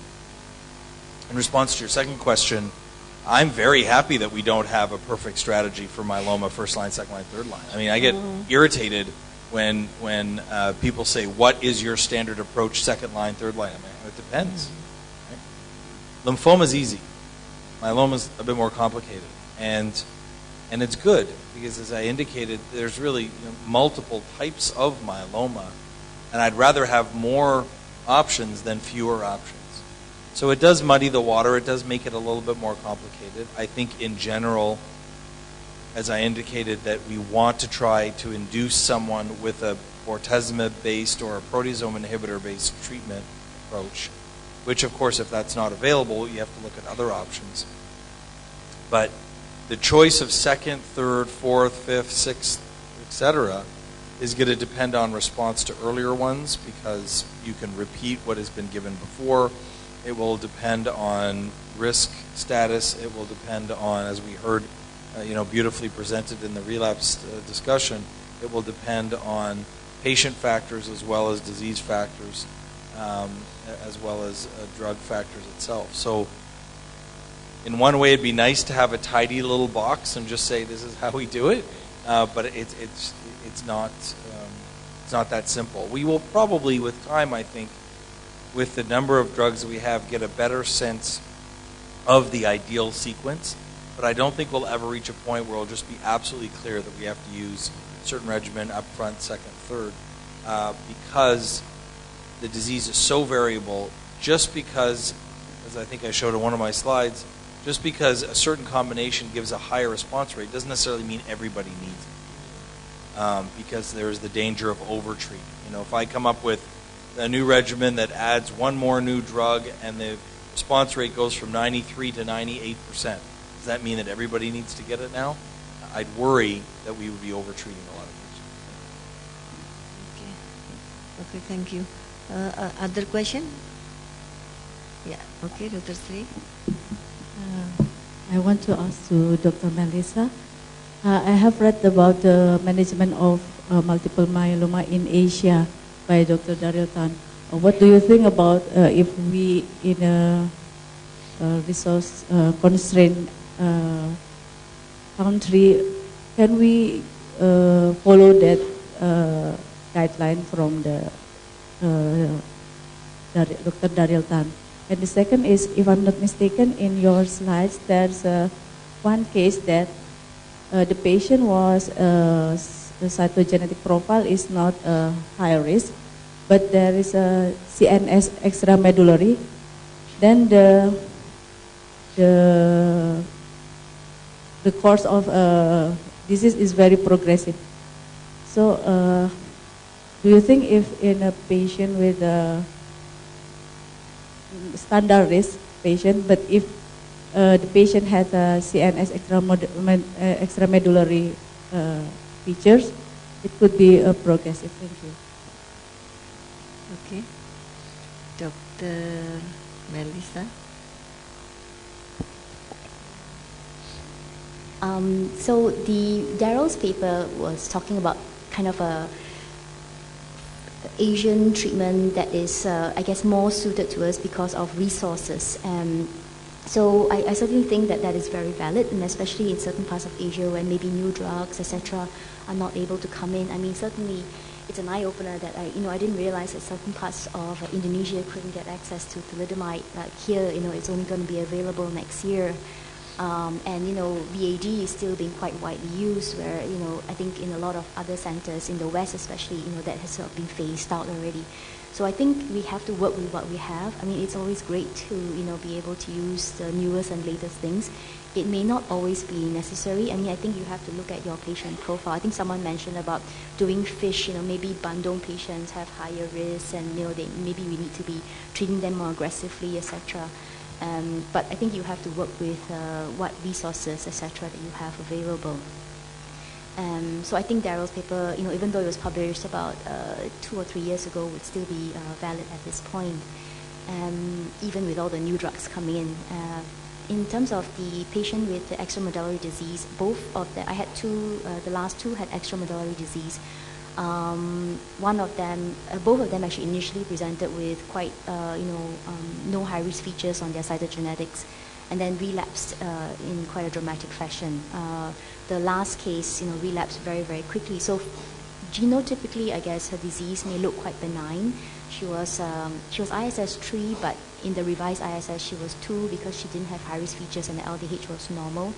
But she relapsed within 100 days of her autologous stem cell transplant, and we actually published a paper last year that shows that if you relapse within 1 year of your transplant, you actually have a median survival of about maybe 11 months. So you do actually really quite poorly if you relapse very soon after your auto transplant. And she also, didn't respond she had a transient response to Landac, Sixosomib, and then, relapsed with an extramedullary disease after that. So her disease, you can see is very, very aggressive.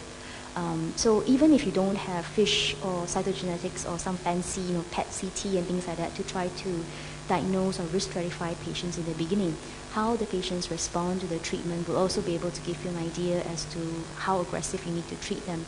So these are the ones that you should, sort of be focusing on more, and, maybe these are the ones that if you have only this much money, or if the patients only have this much money, maybe these are the ones that you say we should be, kind of spending the money on these patients up front to try to get them into some form of disease control. Whereas, like, let's say the first guy, who had like a 6-year remission or something like that, this guy, you probably give him anything, he will have some response, So these are the ones that maybe you can save money and give them cheaper drugs in the first place. If you in an ideal world, you want to give everybody the same treatment, but if you only have like $100, you may have to sort of say, okay, let's spend $20 on the first guy and $80 on the last patient. Dr. Sri, it's okay? You got it? Okay. Have a next question. I have a question for Dr. Kartika. How long should we give the bortezomib to the patient? Do you have maybe, biphosphonate, maybe three lesion you can only give 8 months. More than 5 you can give 1 year. Do you have any criteria or research about that? Or journal?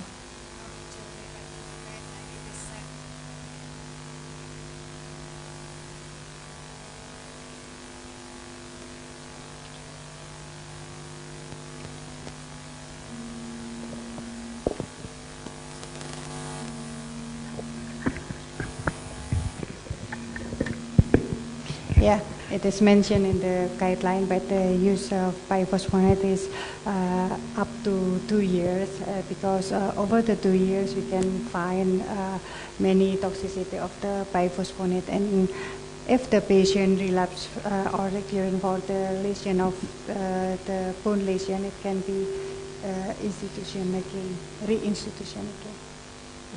Okay, okay.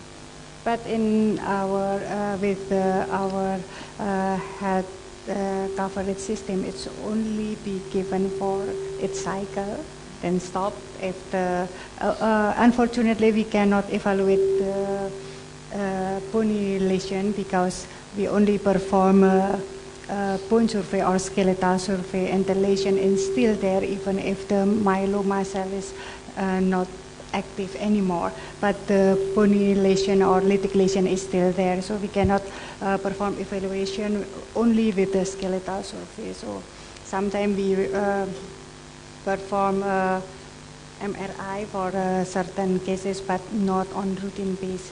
So we stop after each cycle. If the lesion is developed, then we can re-administer the biphosphonate. That's what usually done in our center, because we cannot give for 12 cycle or 24 cycle simultaneously, continuously.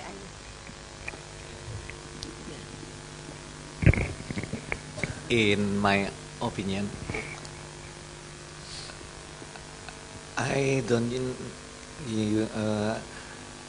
the indications of use of bisphosphonate in myeloma patients must not be depend on the number of bony lesions, because the intent of the bisphosphonate as adjunctive treatment in MM is to prevent the skeletal related events.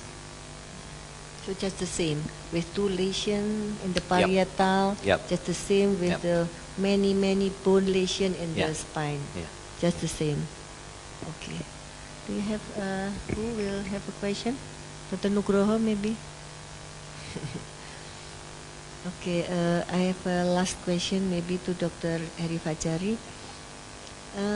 If you give bortezomib and thalidomide and the patient have a very bad neuropathy, which drug you stop first, thalidomide or bortezomib? Because both of them make the neuropathy. Yes, I know. Of course, the thalidomide first. Thalidomide first. Yeah. Why? Because thalidomide is the neuropathy due to the thalidomide may be more severe than bortezomib. But this is I didn't read the precise data on that matter. Do you have Professor Chu? Do you have any idea why we should stop thalidomide first and then stop bortezomib? Well, I agree. I mean, thalidomide, generally speaking, the mechanism of neuropathy is different between thalidomide and bortezomib. Thalidomide, it's cumulative, so there is a threshold dose that every patient eventually would get a neuropathy. And so if you persist through that, you're only going to make the neuropathy worse, and it's very difficult to reverse. Whereas with the bortezomib, it's easier to reverse. And so in the bortezomib, I suggest strongly that the dose be given only once weekly and be given subcutaneously. Those are the 2 steps that we know reduce it. And it seems that the neuropathy has a lot to do with the frequency of dosing. So if I have a patient who, for whatever reason, I really have to keep on bortezomib, but they're starting to develop neuropathy, I'm going to want to find a different approach, because eventually that neuropathy will be irreversible, and that can be very uncomfortable, or if not even painful for patients. But what I'll sometimes do is drop the bortezomib to every other week, as opposed to dropping the dose too low. I mean, I never go below 1 milligram per meter squared. If you go below that, you're not really treating the patient. So I'd rather keep a higher dose and give it every other week. The exception might be in a very elderly patient where we do drop doses significantly. But I think if you're giving them the combination, someone develops neuropathy, I agree with the strategy of the first drug to either be dose reduced, if not discontinued, would be thalidomide. Okay, thank you. I think second session's already finished, and I say thanks to Ibu Erna and Dr. Sri for the coming to our group, and maybe BPJS will do better for myeloma patient. And give applause for the speaker. And I close with Assalamualaikum warahmatullahi wabarakatuh. Have a nice afternoon. I give this microphone back to the organizing committee. Thank you to Dr. Nurwati and all of the speakers. Thank you very much. Ladies and gentlemen, my dear colleagues, now we come to the end of the symposium. On behalf of the organizing committee, I would like to thank our international guests, Joe and Melissa, as well as all national speakers and moderators who already provided wonderful talks and experience sharing. To all participants, thank you for attending this symposium, and we hope you got a lot of new insights and knowledge to bring home and found them helpful in improving patient management. We also hope you will enjoy the rest of your stay in Yogyakarta and have a safe flight back. See you again in the future. Thank you very much. Now the last session is a photo session. And because we have a lot of people here around, we invite everybody actually, but we will stratify, not myeloma patients, but stratify by delegates' origin. So I would like to invite all of the speakers and moderators first to sit in the front row, and then the delegates, we will divide delegates. Delegates will stand behind all of the speakers and moderators. And we will start with delegates from Jakarta, Sumatra, all invited speakers. So all invited speakers and moderators, please sit down in the front row. And we will invite delegates from Sumatra, Bandung, Jawa Barat, West Java, and Bali and Banten. Please come first.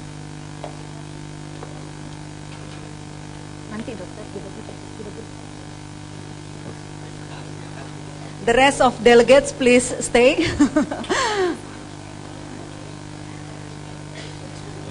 Okay, Joe. Prof. Harti, please. Dr. Ibnu, Dr. Heri Fajari, Bu Erna, Dr. Melissa, Dr. Nurwati, Bu Sri Mugirahayu, please sit down. And we invite the delegates from Sumatra, Bali, Banten, and Bandung first.